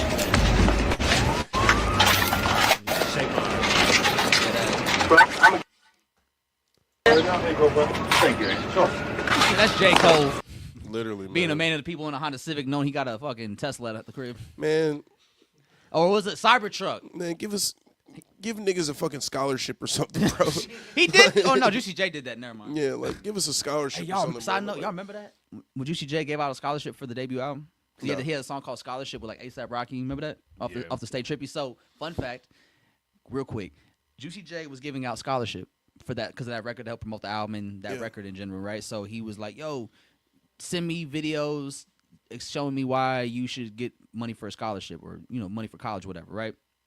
And he said a bunch of girls and a bunch of people like was just sending him videos of, like them twerking to the song. Yeah. And he said it was one girl who actually sent him a video explaining like what she would use the money for, Like, would it be going towards in school? Like, what she's going to school for? What she wants to go to school for? And that's who he picked to win. That's dope. Yeah, I was like, He was like, I want this. Yeah, it was like, I yo, want this. I'm giving y'all money for a scholarship. Like, what are you gonna do? Like, shake your ass. My music's fire, but like, are you going to go to college? Yeah. That's why I'm trying to give away this money. It's not very cash money of you.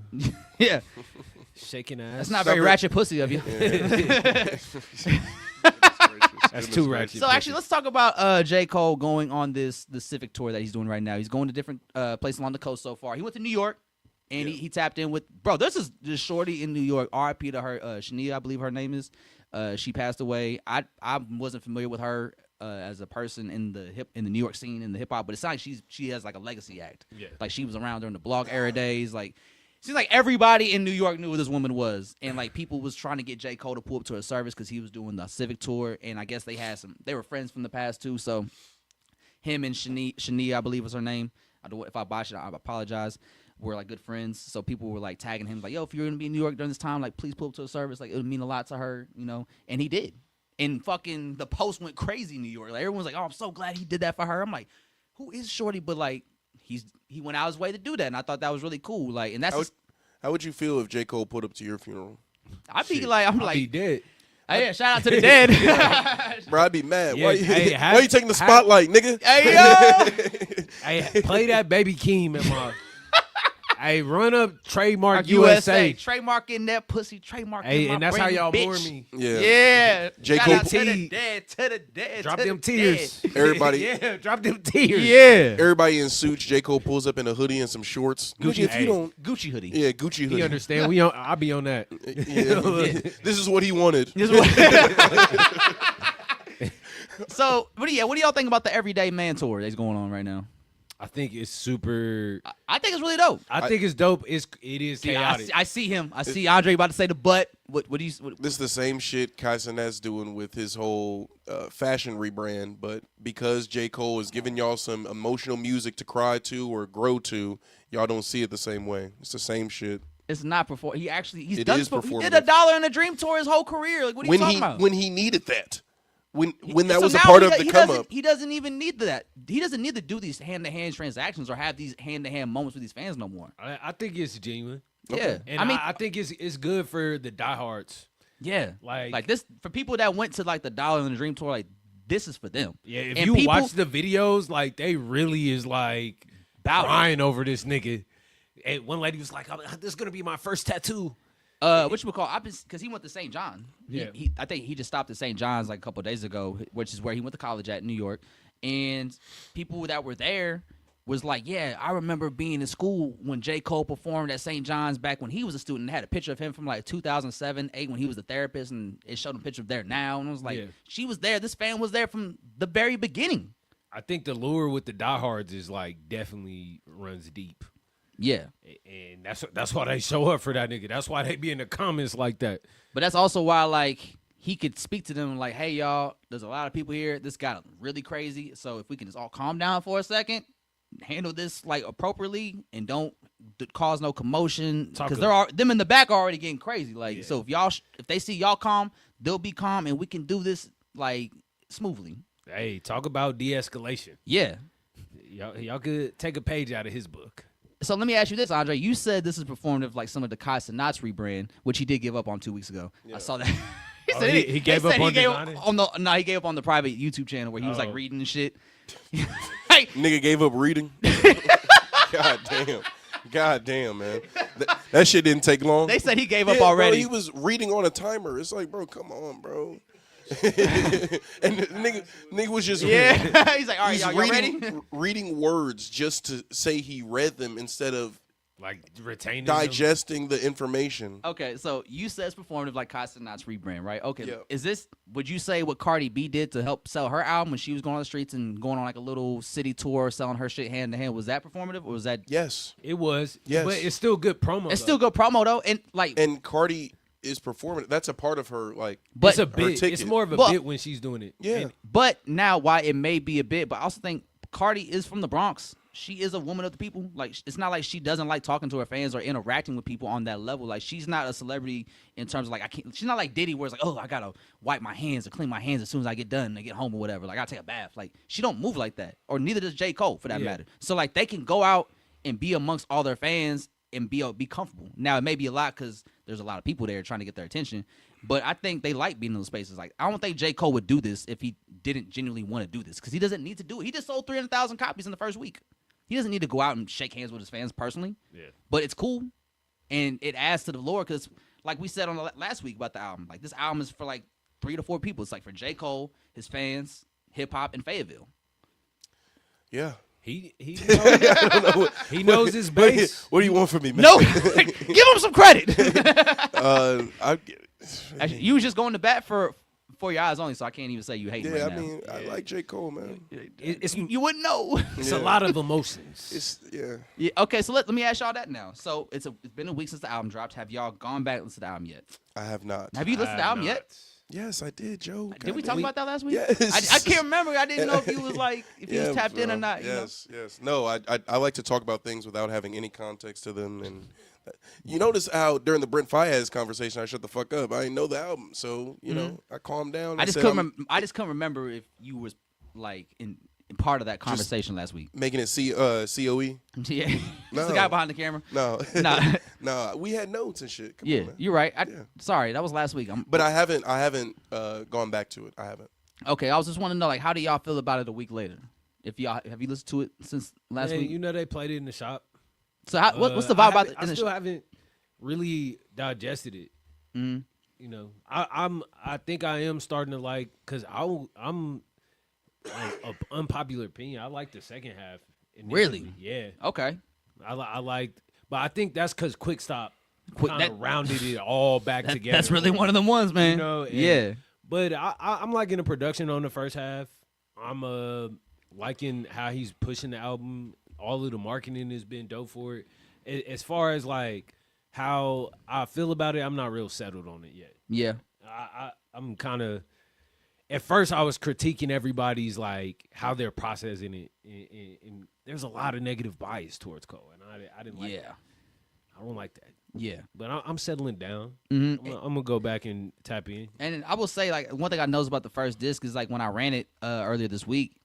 Shit, by the time you hit that little Cash Cobain for sure flip on Hit the Gas, I'm like, damn, we already at the end of the album. We moving. Like, that shit was a smooth listen. That's good. Like, and I think the first disc is a super smooth, really easy listening. So I think I'm really high on disc 1 right now. I got to go back and dive into disc 2 more because it's like, it's a 2-hour album. So, I got to kind of break time for that shit. I got to break it down. Like, I think this is a movie. I don't mind hearing J. Cole albums. It's like, but 2 hours of J. Cole, that's a lot of J. Cole music. So you can't just do that like outright off the GP. It's not a podcast. Like, off the strength. It's not the Yadda Yadda podcast. What do you say? Off the bat?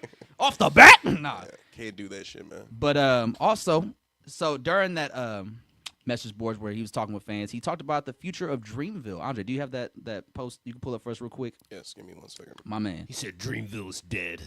It's a nightmare. It's town. Over. The town is over. Let's see, as producer Nelson gets this pulled up. Yeah, so like, it seems like everything after the fall off is going to be a hard reset for J. Cole, but it's not the end of J. Cole as we know it, thankfully.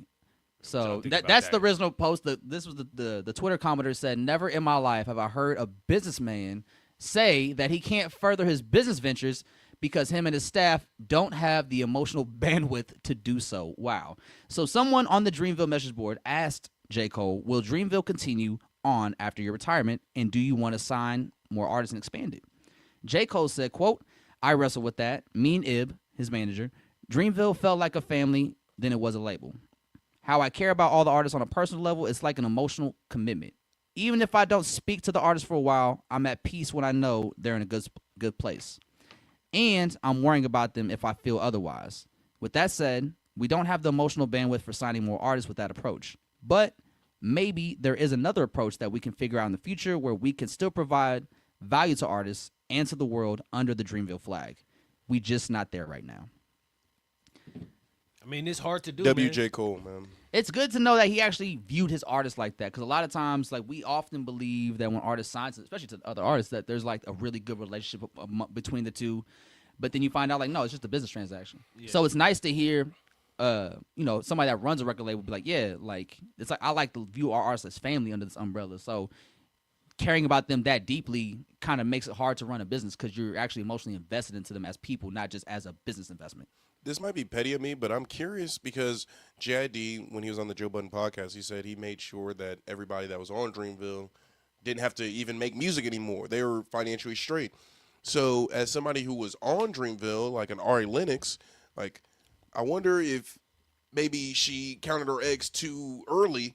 And, like, I wonder what that looked like. Somebody left before the deal was struck to get all the people, stored away and financially so free. She didn't. I don't know. I don't know what She that left. looks like. I think the last project she put out was the first project she put out since leaving Dreamville. Yeah. If I remember correctly. Yeah. 'Cause she left before the Which sale. is a pretty dope record. You Yeah. know, that's something y'all could have ran on Valentine's Day. Yeah. Got some good shit. Yeah. In there, yeah. W Black Women. Always. But I'm just curious because he's, like you said, he's so emotionally attached to his artists and the people that have come and gone in Dreamville and that whole movement. I wonder what that looks like on her end, as it kind of almost feels like the odd man out. Yeah, because she was the only lady on the label. Yeah. So I don't know. Yeah, so. But it is refreshing to hear that take of being like, because somebody could just see it as a business transaction, like, fuck it, let's get a whole bunch of other niggas. And, I mean, Yeah. that's a real spill. Yeah. 'Cause Like, we see Gucci do that all the time. Yeah. Like, he's been started. He's sacrificing them. I didn't say all that. I did not say all that. I'm But just like, joking. I'm just joking. But like, since he got out of jail, like he's restarted 1017 like 2 or 3 times. Like Pooh Shiesty was on the first one. Yeah. Fujiano was on like the first go around, and they all went to jail. They all died, and then he restarted it again. And then like he signed all of them. He signed Lil Gucci or Lil Guwap at some point, and then he like ditched all of them. And then a white boy was hanging out with him. He had a white avatar at one point. That's not what we talking about. That's What not Cole, the CEO. what we Cole are. is talking about is something different. Like, Yeah. and I definitely feel it. Like, one, you always got to talk business first. Like, if you are working with somebody that's very close to you, you always got to handle that out the gate. That's how I believe. You got to lead with that, because if you value that relationship, that means you got to have boundaries. You got to, and those got to be built up. Because when feelings get too involved in certain shit, it can become a challenge. Yeah. Because if you the leader of that shit, you can't be moved by emotion so much. Yeah. And it falls on you. Yeah, and that's the same with any family that, if you run in the household, you're going to have to make the business decision at the end of the day. Yeah, and like when you're running a record label, it's hard to keep everyone happy. And we saw that throughout the years with Dreamville. Like we've seen people, like there was a weird time with JID was kind of like in a weird space with Dreamville. Yeah. And it seemed like around the time like the beef happened, like because the Wayno shit popped off. Yeah. And then so we're like, oh, is there issues in Dreamville? And then JID's like, I don't even be hanging out with them motherfuckers. And it's like, what? Then there was that whole issue, and then like the Ari Lennox situation. So there's always been something going on in Dreamville. So it's like it's just hard to maintain all these personalities and these relationships and keep everyone happy when you're trying to like make everyone happy. I think that's just the music business though too. Yeah, because like no one's ever like really happy with where they're at in the music industry. Yeah, if you got so many artists, it's like everyone is thinking like, I'm gonna have the next hit. Yeah, I'm next up. Or like, when's my album coming out? Me, focus on my shit. Yeah, and I think the good thing about Dreamville is that I think similar to like TDE, they really let the artists move on their own time. Yeah. At least what it seems like, because I don't think JID would have took 5 or 6 years to drop an album if the pressure was on. Yeah, like I think that was something he just was. That's how he was moving. To do, yeah, like he was just moving at his own pace, as opposed to like dropping an album because the label's like, you need to drop an album now. It's been 3 years or whatever. Like, and TDE's the same way. Like whenever the artist is ready, they'll put out a new album. Like let's see, when did The House Is Burning come out? 2023. Okay, so it's been 3 years since Isaiah Rashad album. We're about to get a new one this year. Can't wait. Like, it's in the mix and mastering process. So it's like 3 years in between projects. Like no one's pressured. I don't think no one ever pressured anyone on Dreamville to drop music when they weren't ready. I feel like motherfuckers forget about that mastering part. They do a lot of mixing, a lot of EQing. Yeah. You got to master that shit. Yeah. But what were you going to say, Alex? I'm sorry to cut you off. No, I just think when you do have artists that's at that caliber, like you do got to give a little space though. Yeah. For the albums to live, and especially when you're doing these big ass tours, it's like you gotta kind of play it a certain way, and you might be able to sneak a couple albums in around the same time, but you definitely don't want to overshadow some shit. But if you a smaller artist on that label, it's gonna be kind of hard to who's beating SZA. Yeah, You know, man. Like when SZA, like when you got a SZA that just rises to the ranks with a quickness. Yeah, when you drop that, it's like, It's like, how do we move on from that? Like, how do we move on to Ab-Soul's album? man, I don't know if I want to drop. Yeah, Nah, like for SZA real. shit's still going up. And Doechii. And you know- Doechii now. Soul put out some really dope projects too. Like, and he went through a lot of life shit. Because And there was it's hard to get those things to stick, and you know it's real shit that people connect to. But man, the Herbert album was it's hard to listen to it knowing what he kind of dealt with. yeah, going through it. Yeah, and that's like, Because like looking back at the old ways of doing it, like if you're a record label that had multiple like stars, like big artists on it, or people, like, just artists that had good followings, and it was time to sell out an album or put out an album, it was always like a tier. Like, okay, like so Kendrick about to drop. All right, we're gonna drop this Kendrick album, and then like in 6 months we're gonna drop Q's album, and then 6 months after that we're gonna drop Rock's album, and then we're gonna drop Soul's album. And there was like a kind of like a hierarchy of a chain, and like kind of like set, like all right, you get this quarter, he gets this quarter, you get that quarter, yada yada yada. Yeah. But then it's like as your roster gets bigger, it's like okay, we're gonna put out this SZA album, put out SZA album. All of a sudden it blows up. yeah. It lasts way longer than you anticipated. It's like now you got to rewrite the whole plan.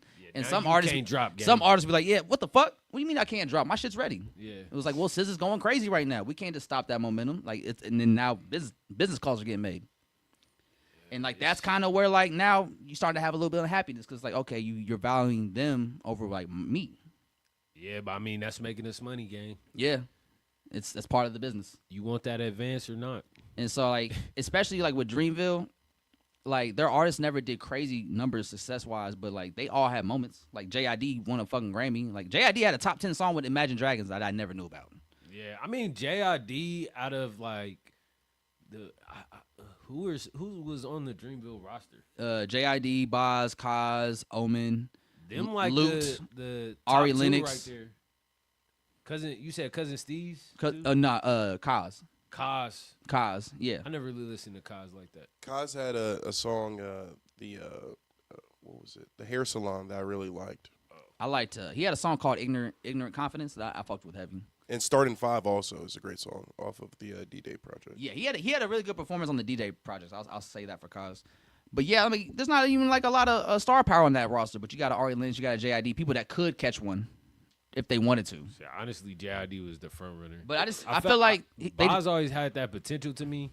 he's wasn't consistent enough. Yeah, and I think that kind of failed him a little bit because I think he was one of the ones.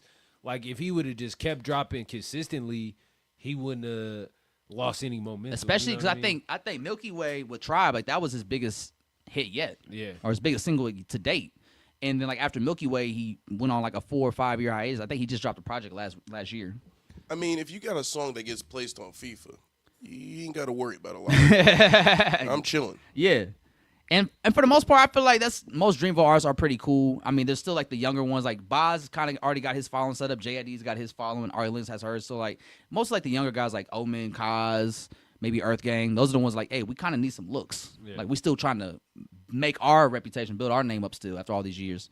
So I can kind of see how that may be an issue. But yeah, man, if you got like 7, 8 artists you're trying to provide for and take care of, I can see why emotionally you might get a little burnt out. Especially when you're a fan of them, too. Yeah, and you want them to succeed. So it's like if you miss the mark with their project, it's like you feel bad about that. Yeah. Because like, damn, I want you to succeed. So I feel like I'm at fault for not holding up my end or some shit like that. So Yep.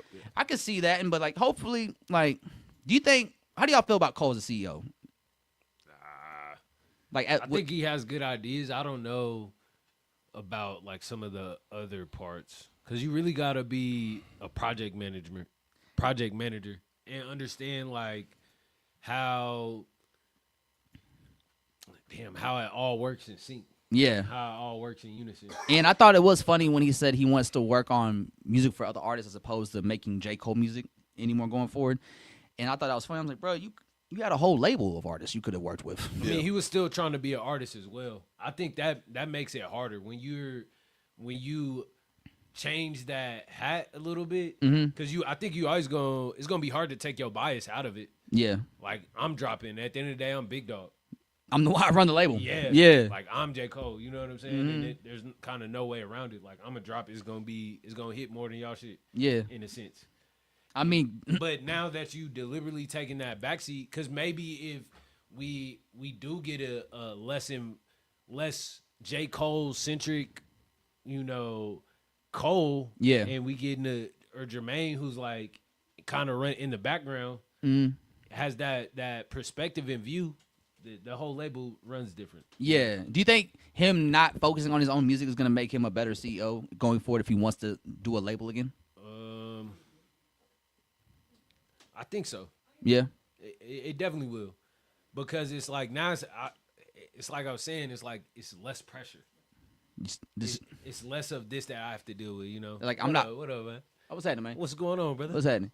But yeah, so it's like less pressure of like he wouldn't, since he's not worrying about J. Cole music, he can focus on other artists' music and what they want to do. Yeah. Yeah. So I think he'd be a lot better if he like taking a step back from his own music and focusing on the label.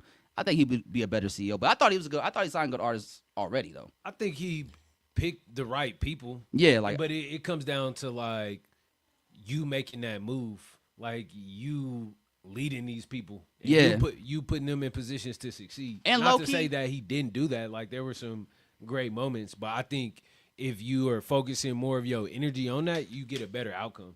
Because like Top and the people that are running TDE don't make music. Yeah. Yeah. So like, that actually might put more pressure on him now that he doesn't have his own music to work on. It's like, okay, now you can actually lock in on your artist. So like, what can you do? Yeah. You really playing that role. You're not cosplaying as much. Yeah. You're not mixing hats. You're not doing expo and cosplaying. Which one was he cosplaying as? Y'all decide. All right, so let me ask y'all this: if J. Cole could work with any artist now that that's his goal going forward, since he put out the off season or the fall off, he wants to work with other artists. What's an artist you want to see him lock in with? Is there any artist out right now? I still want to Joey Badass. I mean that would honestly might be nice. A Cole-produced Joey Badass. Because we saw it. Don't sound bad to me. Low key, because the best Young Thug project is so much fun, and J. Cole executive produced that whole album. Oh, that's his best. What would you say Young Thug's best album? Is that his best though? So much fun. It's got to be that. I'll say it's Barter 6. It's got to be Barter 6. Listen, So Much Fun is like that though. I enjoyed that. Everything Liddy. I love when it's hot. Man, I still want a Kendrick Cole. You still want that album? I don't think it's gonna happen. Yeah, I still want that. It's gonna be like some Nas Jay-Z shit where it don't even matter no Black more. Republican. 2012 Alex is Black like, Republican in 2026. No, I don't need that. I'm I'm cool on that. It's crazy when you realize all of them are Republicans. They just don't talk about it. They keep it low. Yeah, they keep it Keep low. it on the need to know. Keep it to the hip. Yeah. Ducking Keep it on the taxi. back. No, fuck Yeah, that yeah. shit. All right. Speaking of label drama, speculation, Black internet, Republicans. Yeah, is Lil Russell a Black Republican? No, I'm Lil Wayne. Oh, Lil Wayne. Yeah. No, dude, I was talking about Lil Russell. Okay, yeah. He's got the internet up in storm because he signed that deal. Yeah, I wanted to talk about that last week to see how y'all felt, but like, just before we dive into this Lil Russell clip, Yeah. what do y'all think about Lil Russell, who built his whole following off being independent and everything he's got as an independent artist, signing with Roc Nation? I mean, I think he's not doing anything wrong. Like at the end of the day, it is a business, and he's been very like open about what his business is and how he moves.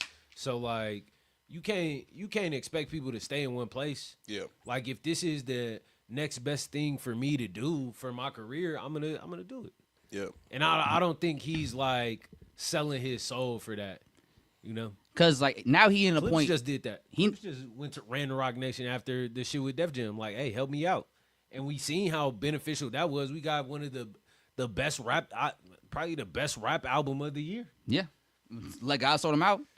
So, and on top of that, what you got to do. Because if you remember, like a couple years ago, the Roc Nation tried to sign Lil Russell, and he talked about how when they first approached him with the deal, he was open to it, and then he got the contract, and he was like, the paperwork was funny. Yeah. And when he asked Hov about it or something, Hov was kind of like, oh, I didn't even know that was the deal they tried to present. And Lil Russell was like, that was kind of funny to me. And so like now when I heard he was signing the Roc Nation, I thought that was kind of funny because he told about his past experience. But now it's different though because he actually is in the point of negotiation. Yeah, I mean, like he can negotiate his own terms now because he's been doing it for so long over the years. So it's like as an independent artist, like how much further can you go? Yeah, I mean it's definitely different. Sometimes you the timing can be everything. Yeah. So That's one of the things that I remember Nipsey Hussle talked about. 50 Cent talking about. It's like, yeah, don't sign with a label till you put out like your first album or something, because that way, or don't put out your first album till you sign with a label, because that's what they're gonna use to negotiate you with. Yeah. They're gonna see what your numbers look like, and that's what the leverage is gonna be. So if you go in with no album yet, they won't know how to leverage with you. So you'll have the control. yeah. So I think that's kind of what he did, because he talks about how Nipsey Hussle's Proud to Pay was like a huge inspiration for what he going. And so it's like by that point, like he already built his following with the Proud to Pay, hand to hands, independent, in the community, backyard type shit. So at this point, it's like Rock Nation, like what can you do to elevate what we already got going on? Yeah. Get a bigger yard. Get a bigger yard, a Super Bowl yard. Yeah. Super Bowl yard. I definitely could see how it looks front away, yard. though. Like generally speaking, Yeah. and people don't think it in turn. People don't have like big business acumen. You know what I'm saying? Because even Mac Miller, after a while, he was independent. He was like, yeah, I did everything I could. I went #1. And so after you have a #1 album as an independent artist, like, where do you want to go next? An artist in this situation, I feel like can't really sell out. Like that's not a thing in this situation, because like you control your business. literally, Like- like And he did it on his terms. That's Yeah. ultimately like the goal. Now, if we see him in like some KFC commercials and he's doing Mary the J. Mary J. Blige. Blige, Yeah. then it's like okay. Jerry Rice had the helmet on. Yeah. No, he didn't, bro. That shit No, was he fake. did- no, it that wasn't. wasn't Jerry Rice, bro. Are you sure? You start seeing some All of right, them bro. blue If I squares. pull up this Popeye shit, Hey, that's how y'all know. He said the blue squares. Yeah. no, what did bro? Relax. They gonna cut the Relax. stream. Yeah. No, dude, that fuck, I forgot what it was. Damn it. Hold on. I swear he had the No, helmet when on. I swear he had the helmet on. when KFC put out that tweet, we're nothing without Black lives. Like, When was you that? Sure you want to go with When that? was that? All right, share this tab. This is Jerry. Are you saying this is Jerry Rice? Let me see. You got the picture? Is that not him? I think this is just a. That look like That's Jerry Rice, bro. That's Jerry Rice. Is this Can really? you blow It it is. No way. Oh man. Look. Here, you got How much you think the deal was? Jerry Rice is a bit of old social media back. Oh no. Y'all thought I was bullshitting? Jesus Christ. Yeah, I couldn't believe when I saw it. It's 2017. Look at what they do to our legends, man. Look what Jerry Rice doing to himself. I think off principle, damn. like Jerry Rice signed that contract. Now, if LaRussell starts hitting the chicken dance, it's over. Fuck it. It's over. Ah, damn. Look what Hov got him doing. I feel conflicted. Look what Hov got him out here doing. What did Tory Lane's daddy say outside the courtroom? Rock Nation will pay. Rock Nation will fall. Got a tattooed hairline. It's like, bro, all right. All right, man. That But, all hairline right. need to fall. Let's All right. get to why LaRussell's really been making headlines this week. He was on Passion of the Weiss, or what do they call that podcast in the West Coast? Jeff Weiss is on it, and a couple other West Coast personalities. I fuck with it. It's been pretty good. They've been having Jay Worthy on there, OGZ, a couple other West Coast artists. So they had LaRussell on there recently. Yeah. And Lil Russell went viral because he was talking about how his perception, in which grew to be become a disdain for Lil Wayne's music, started to establish in him as he got older and started understanding Lil Wayne's lyrics more, and just as he matured as a person. So you got that clip, Andre? I do. It's ready. All right. Here's a clip of Lil Russell talking about why he grew up to have a disdain for Lil Wayne. He had a conviction. Yeah. I had a moment in my journey where I had grew a disdain for Wayne just because I started listening to everything. Like, I started maturing as a human, and I'm like, damn, this nigga wasn't talking about nothing for a long time. And I think that's and- what and- his argument was. you know, like as someone who like grew up in these communities, Right. and grew up with homies who I seen want to be Bloods because they following Wayne and want to be gangster and want to shoot all the gun bar and shit. Right. Like, I've seen the negative that he contributed to the community, and I had to look like, man, what are the songs where he really talked about something and gave? And out of 1,000-song catalog, you know, it's minute on this end. It's like Georgia Bush. And Right. that do bother me. Man, Tie My Hands. That's One what of I the was greatest gonna say. records Tie that- My Hands right? is the only one I and could that, think and, of. and that's the thing. It's like, if I hug you once, but I slap the shit out you 1,000 times, you know, your affinity for me is going. You're probably gonna remember me for Right. this. Man, that one hug And though a was lot of great. people don't. You know, as I mature, a lot of my old favorite artists, I'm now like, damn. Yeah. Like, I love you because I learned how to rap to you, but when you look at the contribution, it's like, man. So that's what's people been on the Russell's ass about. Do you guys agree with the statement about, like, as you guys got older, you kind of like realized maybe Lil Wayne doesn't have as much substance as like I was looking for, thought, or maybe it's like when you listen to him and as an older listener, you're like, okay, now you're just a great rapper, and that's what you focus on. I definitely think at a certain point you do get burnt out on just punchlines. I don't think I held as much of a disdain. I think I get upset when he drops Carters. Yeah, Because I think ruining that's the where legacy. because that's where a lot of his intention is as an artist is like I think after the Carter 3 shit gets dicey. That Tie My Hands is on Carter 3. You know, that's where we lose some depth. And We're losing brain cells at this point. And it was funny because a lot of people were like having to dig down to like mixtapes and shit to kind of like have proof of like showing Wayne having substance in his raps. And it's like if we have to go through the mixtapes to get to the substance, it's like that's kind of the issue. Yeah. Because it's like, you know, the average listener is gonna be looking at your albums. Yeah. And like that was always kind of like the thing I always hated. Out of love, though. Huh? Out of love. Out of love. You know? But like that was always the thing I kind of like knocked against Lil Wayne when I was in high school during the Wayne run because I was kind of a Wayne hater growing up. So you were on that. I was like Lupe better type shit. He was cerebral with it. I was on that the cool was better type shit, bro. Like In about 15 years, Dumb there'll it be an down artist type named shit. Lil Russell that I'll agree with fully. But like even back then in high school, I'm like, Lil Wayne don't really be rapping about much. But I do appreciate, especially as I gotten older, and I do appreciate Lil Wayne more as a rapper because it's like even though he was a punchline rapper, it's like you have to be insanely good at punchlines to keep it going for as long as he did. Like we could listen to like a 20 song, we can listen to one of the droughts right now, 20 songs of freestyles, it's gonna be banger the whole way.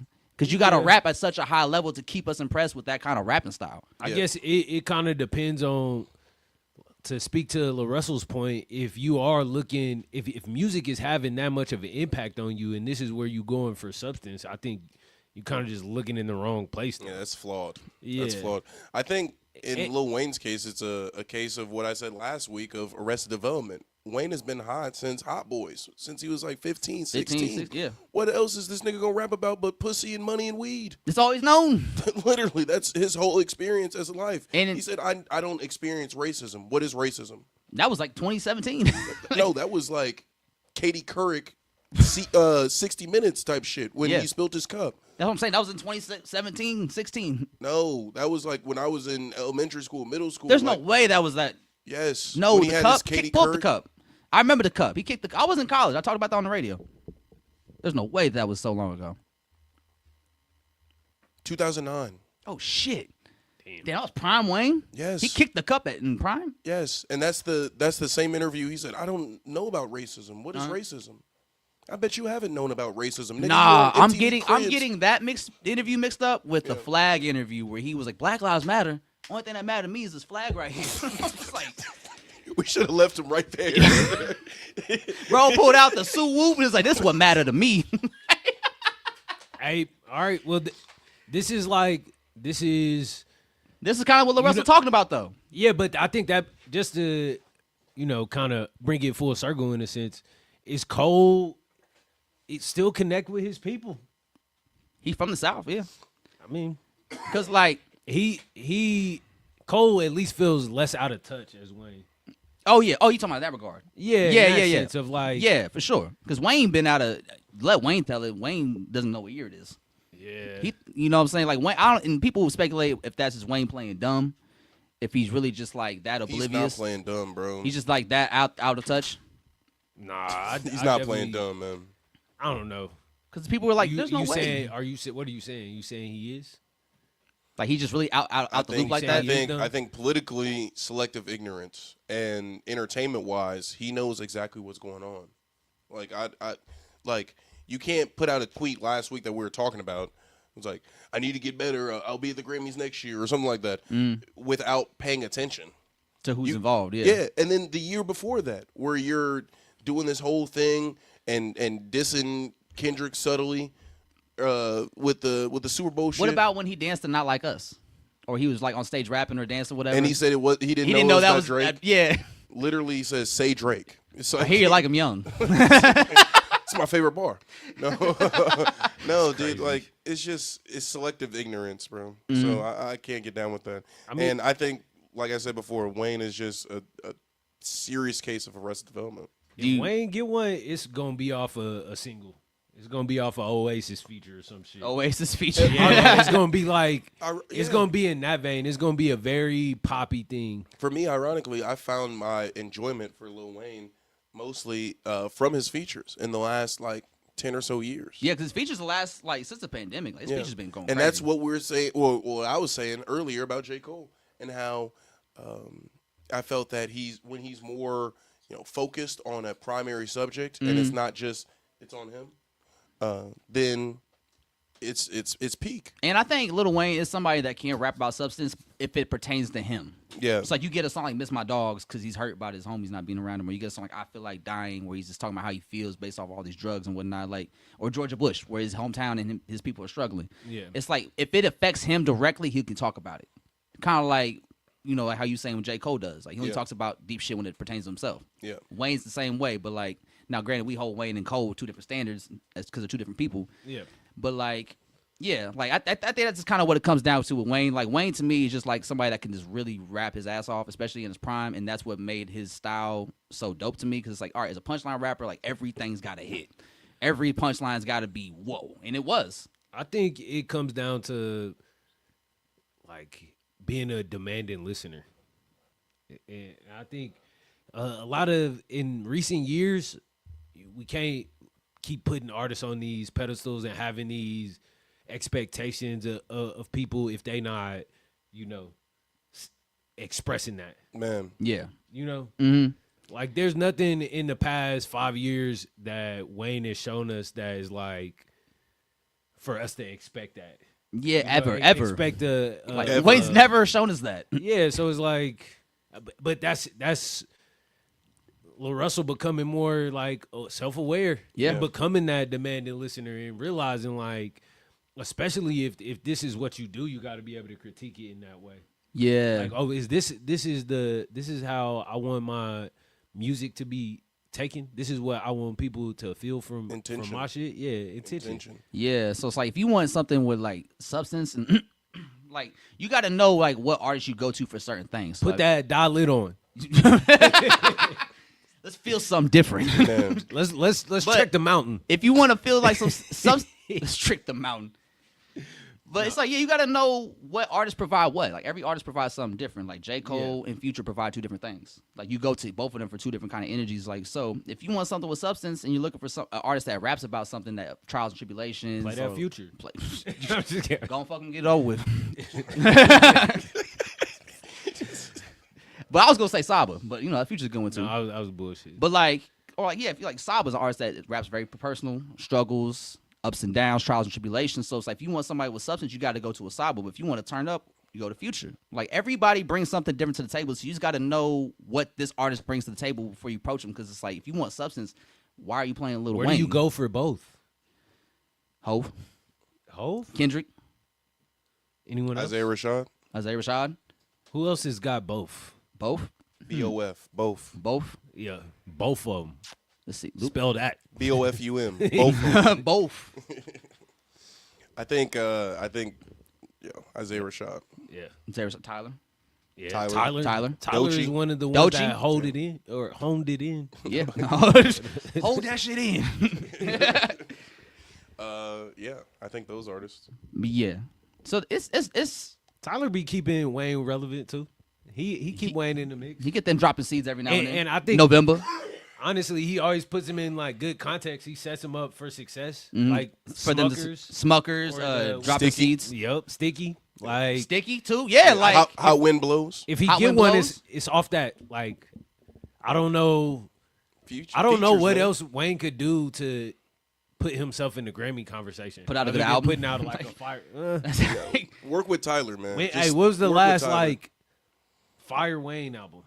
Carter 3. Niggas in the comments last Actually, week. were talking about the Funeral. first Collie Grove was nice. I like the first Collie Collie Grove. Grove was dope. Blue Sea Notes, like that one with that one, and had you was motherfucking right. Yeah. Uh, But niggas in the comments last week were talking about Funeral. Funeral. Motherfuckers keep lying to you about that. Like they try, like B-Dot tried to lie to me about Funeral. Like I'm not letting y'all get that off. Like nah. Like I'm not fucking playing Funeral. I don't care what y'all say about it. It's got a little twist feature. I'm not doing that. Like once I see a little twist on your album, I just know what it is, and I'm not doing that. On paper, it looks like it was curated, like Or like well. he had the XXX Tentacion feature, and he didn't even say the name right at the end. Extension. No way. Did he say extension? No, fucking Rick Ross said that. Wanna say R.I.P. to the young boy Extension. Like nigga, he's from your state. It's like, he's from your, yeah, bro. Like From the same Nobody place. told you how to say it. Extension. like no one in the studio was like, that's not it, bro. none of the homies. Like Your manager. because I think at the end of what's the one that he was on with the Wayne album? Get Out of My Head. I think because we were playing that on the radio, and then at the end of the song he goes, "And rest in peace," like Extension. Like, he didn't say the name right either. I'm like, Nigga, bro, like the Mac chord? Maine, somebody step Cortez, somebody step in and get this right. You got my man looking crazy.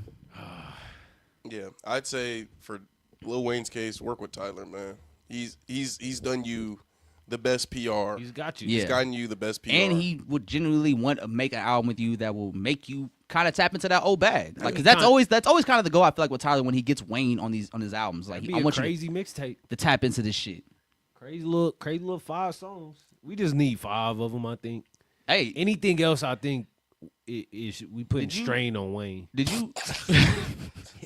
We're asking a lot of focus. I mean, Stay Lock with in. me. Hey, stay right here. Hey, Right here. Hey, Yeah. Did you ever listen to that Rich the Kid Lil Wayne album? No, dude. No. What the fuck? I know you did. I just wanted to hear what you say when I asked you that No. question. I knew you didn't. I haven't heard a lot of these Lil Wayne records that y'all be. It's like he did what with who? When? No, I'm not listening to that shit. Like, am I living? Nah, him and YoungBoy didn't do a project. I was like, The last project I really gave Wayne my full attention, Carter my 6? full heart. No, it was the Carter 5. which one was that? Carter With 5 Mona was Lisa. With Mona Lisa, yeah. Mona Lisa was nice though. Mona Lisa really won. I feel like he used all his superpowers on that last little bit. That was the last. That was actually the last good one. 'Cause Yeah. that had what the fuck though? Like what the fuck? 5, 4, 3, 2, Yeah, 1. that had that record. Yeah. I think that was just.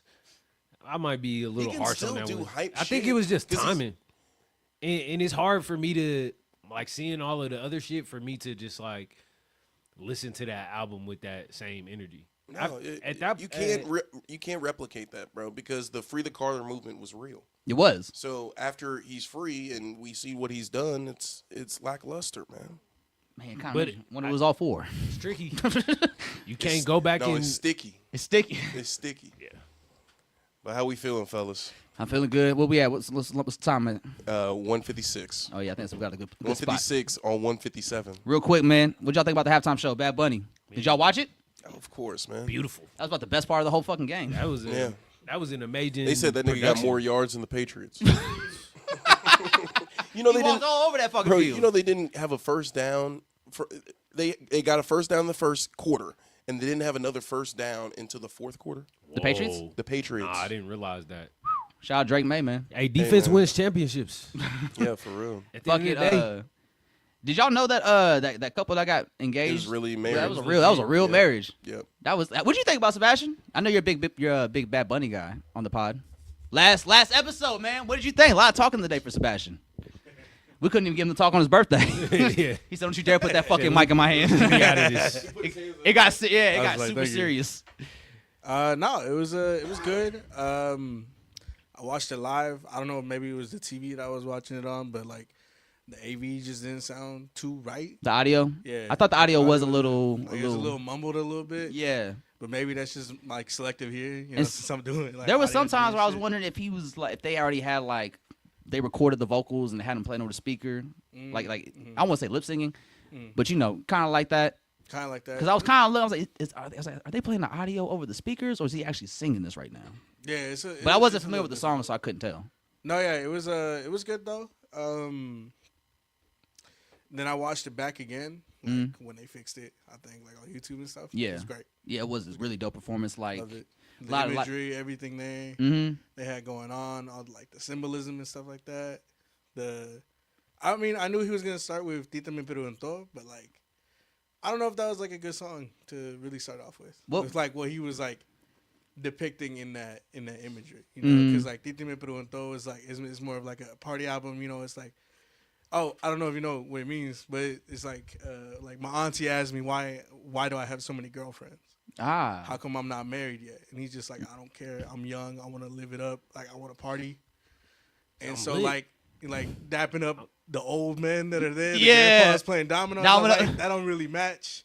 And then the people, you know, cutting sugarcane, which is like another thing that's really like a big export in Puerto Rico and then even in like southern and Central America. You know, sugarcane and just plantas in general. But I don't know. Last one was like, I mean, that part, but the rest of it was great. Yeah, it was a really great presentation. Like, what y'all think about the Gaga appearance? I thought it was good. Yeah, she came in and it was kind of funny to see her trying to figure out what to do in the space. Yeah. She kept doing the rhythm. She kept trying to do this thing when she was singing. I'm you doing that white woman thing. Yeah. Slow it, the performative. Slow it down.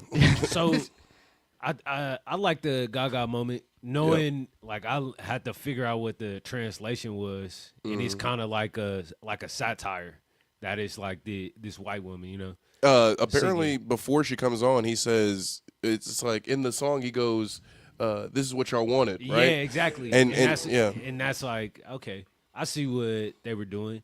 I mean, they told the story visually great. Yeah, and I think that's where most of the symbolism is at, because not all of us speak Spanish, so I definitely didn't know. I knew what culo meant, but I heard "ay" and I knew that. I was like, all right, I know that word. I mean, Ricky Martin. Bro, Ricky Martin came on. That was lit. That moment was dope. That song is really impactful for like the album and stuff. Yeah. So that song is from his most recent album.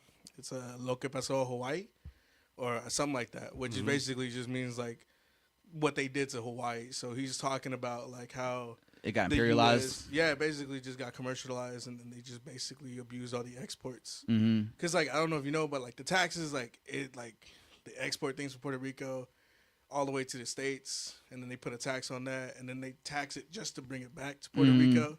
And so it just fucks over the locals. Yeah, basically. Yeah. And so that was good. The song you guys were talking about, Monaco, that's from like I think like an album or two ago. It just means like, is this what you wanted? And that's when you saw them getting married, like the quote unquote American values of them getting married, and then having a white lady come on and sing and stuff like that, but still like having the salsa version of it. So. Yeah, that was dope. Yeah. Did y'all see Jessica Alba was just casually hanging out there next to Cardi B? Bro, she's Hispanic. I didn't know that either. Jessica Alba? Yes, and a whole bunch of people in my my group chat talking about some. I assume her last name is Alba. Like, we not gonna act. Nobody ever assumed that. Exactly. No one ever. That's why when you told me that, Thank you, you bro. said it in a way like it was matter of factly. I'm like, I didn't know that. No.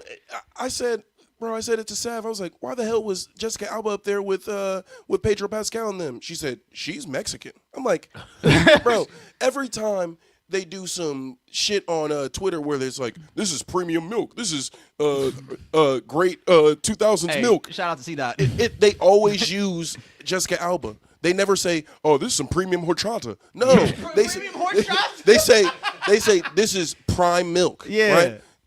She was in Honey.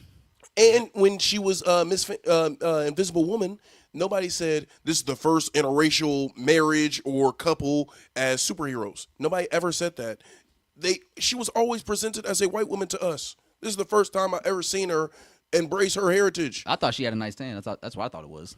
Bro, same shit with Rashida Jones. We would have never known that woman was black if her name wasn't Rashida. Like, bro, come on. Give her more price. Quincy Jones' daughter. We know that now. we didn't know that. When she was on The Office messing around with Jim, that was not an interracial couple on screen, bro. Come on, man. Don't give me those eyes like you knew the whole time. I knew Rashida. So like, see, I was like Quincy Jones' daughter. You knew that when she was on The Office? Yeah. I mean, now granted, I got to The Office. By the time I watched The Office, I was in college by that point. I already knew who Rashida Jones was. See. Sorry, I had the knowledge. See.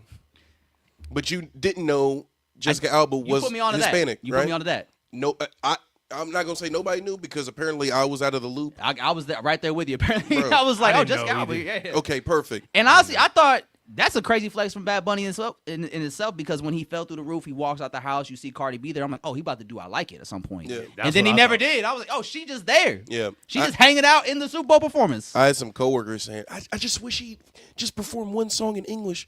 Bitch, how about you wish that you knew Spanish to Yeah. the songs? And by the way, like You this- be better. Yeah. like, that kind of just shows you how dumb Americans are because they don't understand like how huge of an international superstar Bad Bunny is. Like that's a huge look for the NFL. Literally. Like that is an international superstar that is Literally. performing at the halftime show. Like the world is watching that. What was the Kid Rock numbers like? I think it was Motherfuckers- like the Kid Rock numbers. She was trash. Motherfuckers was so pissed at Bad Bunny being the halftime show that they started having a more kinder view on the Kendrick show. It's like y'all hated the Kendrick show when that came on. Yeah. Like, bro, why are they? They've why are hated they? every performance of the last 5 years. Don't switch up no, now. I wouldn't say that. Who do they like? Niggas definitely loved Usher and niggas definitely They loved like Rihanna. They like Dr. Dre too. Yeah. Dr. Dre was fun. The only person who didn't like that was the game. Skill Red issue. rose, white ceiling. Skill issue. Yeah. Why was 50 there and I'm not? Yeah. Come on, man. But no, ultimately I loved it. It made me it kind of felt like we were part of a party. Yeah. We're getting invited to a party. And So, it's like, you know, like when like just like that the homie down the street that just like is a different culture than you. It's like, hey, you want to come hang out with us? Yeah. And you kick in, they're like, damn, y'all hella cool. Yeah. I'm Shout having a out. great time here. Shout out Shane. He put me on to the tamales. I definitely bit the husk. Immediately. He didn't show me how to eat them. Yeah. Did you wait, hold on. You just was had your eating first that- tamale? No, this was like when I was a kid. Okay, cool. I was like, You whoa. talking Bro, about- this you talking- nigga. You said people down the way. He when we first moved up north, he was like stayed on the corner. Yeah. So he brought me some tamales one day, like after school, and I was like, damn, this smell You was gas. eating that shit like a burrito, huh? Like, bro, like I was eating it like a Go-Gurt. I didn't figure that out until later in my life. It's like, oh, this is how this works. Man, this should have came with instructions, man. Should have warned the Gave me a brother. little guidance. Make sure you unwrap the tamale. Yeah, unwrap that first. Yeah, unwrap that. Don't You know, just eat they that. probably did say something, but He was just locked in. Like, I was just 10. My brain is all over the place. I didn't understand what they were saying. Chill out. Hey, that was my first time in New York, bro. We went to the bodega at like 4 a.m. for a bacon, egg, and cheese, and the dude that was working the front desk had a super strong accent, and I was not ready for that at 4 a.m. because he said something to me, and I was just like, huh? And he had to repeat it, and I was like, yeah, dog. You Like, take that energy into Gates, they cuss your ass out. yeah, they gonna tell me to move. Like, They just take the order next to you. yeah, like anywho, what do you want? Yeah, Oh, that's but it was what- 4 a.m, so he had to deal with me. There's no one else in line, bro. It's just me and you. Like, until I pay for this bacon, egg, and cheese, bro, I gotta figure it out. I think it's worse on the phone. Like we can't make eye contact. There's no body language. I kind of Yeah. prefer that You though, can't point because I don't want you to phone, see like, my you You can't embarrassment. do hand signals. Yeah, the Like- phone. I'll be like, huh? I'm sorry, huh? I was like, please say that again. Yeah, I'll say it. Like, please you slow gotta put down. it on speaker. By the Yeah. third time, you gotta put that on speaker. Like, one more time. I'm so I'm so sorry. Please say that again. Yeah. I'm quick with the translation. Like, please say it again. I didn't hear you. I didn't understand. They be so annoyed at you too. I'm like, I'm sorry. By the third time, I think I might just fake the phone. Like, yeah, for sure, I got you. Yeah. For sure. Like, try again, get another operator. Because like by the third time, I'm just like, it's me. I'm the Bro. problem here. Yeah. Like, You know what? I'm not even gonna put you through this. We were Chief and I were in the studio. What was that? Wednesday, something like that. And his boy was talking about when you produce and you get the EQs and he starts using terms. Yeah, didn't he? yeah, the engineering terms. I'm just like, yeah. And he's like, yeah, you know what I'm talking about? I'm like, no, I don't. But I didn't want to be disrespectful to you. So Yeah, I'm locked in with you. So we I'm here. there. I'm parallel. You lost me at EQ. That's the last thing I For understood. You lost. last thing I knew what it was. All said- I heard was, all you got to do is, and then cut off. Yeah, Yeah, I know denoise and That's reverb. what. Yeah. That's all. That's What all. they call it? Stacking? I can stack. We can stack vocals. Let's do it. Layering. Yeah, layering. No, but yeah. You know, when you trying to break down the production, you use all the terms you know. I be trying to sound important in the studio when I'm in there with like Doms and Danny. So I'm be like, yeah, dope, just throw some reverb on what it. And Baby like, Keem was for on. what? Like reverb for what? I'm just Freak do it. it. Yeah, freak it. just freak it real quick. Just assume that they know what that means. Yeah, Said, just freak it. take the hi-hat out. Yeah. Just right there on that bar. Right there. Isolated. Isolated. ISO. Y'all ISO. got it. All right, well, episode 157. We're at the 2 hour mark. Another successful episode, fellas. Hey, Sebastian. Yes. This is just your going away episode. Yes. And I think it's only right that we give him the last podcast MVP, man. Man, come on, man. One more time for Sebastian, man. Podcast MVP every damn time he was on the pod. Brunch? Yeah, Should we brunch. brunch? Yada yada brunch. Yada yada brunch. Yada yada brunch, man. It's tax season, so he'll be back. Don't Yeah. give him the mimosas. That's the best part is when I get gotta the watch him mimosas. out. That's the best part when I get the mimosas. Don't give me the I mimosas. start calling people I shouldn't call. I'm going to just leave. Like, bitch, it's 1 o'clock in the afternoon. What you want? I got some mimosas in me. What's good with you? good with Sebastian, we appreciate you, man. All the years, like it's kind of funny. All the how- years and it's been one. It's been 1 year. It's like For 2 real? years I at think it's least. 2. It's been 2 years at least. Because when did 2024. Sion go overseas? It was 2024. Yeah. And it's been those yeah. years. No, Like, no. almost 2 years. Sion was part of the pod when the beef was happening, right? No. Oh nah, It was because Sebastian. we was on it for his mans. He was like, I'm learning a lot. Just have him sit out there real quick. We almost done. Yeah, we wrapping it up. But yeah, because I think we got on during Sabados. Yep. And like Sebastian was like, "Oh, y'all need some help?" Or I don't know how Sebastian, he's helping us that day. Man, like Andre do, he be like, hey, I got my homie. Yeah. I just met this Homie. guy. Yeah. He's good people. I trust him. He just met him. Yeah. We was at a Sabados. Somehow Sebastian was there. Andre started talking to him, and he was like, "This guy's an audio engineer. You want to help us out?" I was like, this guy knows what he's doing. Let's bring him over. Yeah, So, and thankfully he was with it, and we've been getting it cracking ever since, man. So it's tax season. He's got to step away, do some big boy shit, real man shit, real job shit. So we're gonna let him do that. But we appreciate your time, your And effort. welcome We right appreciate at- the cameras you let us use. Like the quality stepped up because Sebastian got some fire cameras Yeah. during the process, man. So we'll be losing that, but I'm about to get some cameras, so we're gonna step it up. we'll welcome him right back once Yeah, he comes back. once tax season's over and everything's good, he's right back on here, man. So He working them slave hours. He says 70 a week. I'm like, God he damn. said 6 days a week. Is that fucking legal? Well, I know that. This I know nigga working that on OT Saturdays? is crazy, though. Yeah. Crazy. But anyway, Anyway, appreciate you, Sebastian. Thank you for everything you've done. yeah. Episode 157, Sebastian's last yada yada until April. Yes. Until then, y'all. Until next week. We back same time, same place. You know what it is, man. It's the kid Joe Knale, Black Hyphy, Nelson, Sebastian. Royal Chief came through last minute. Until next time, y'all. We out.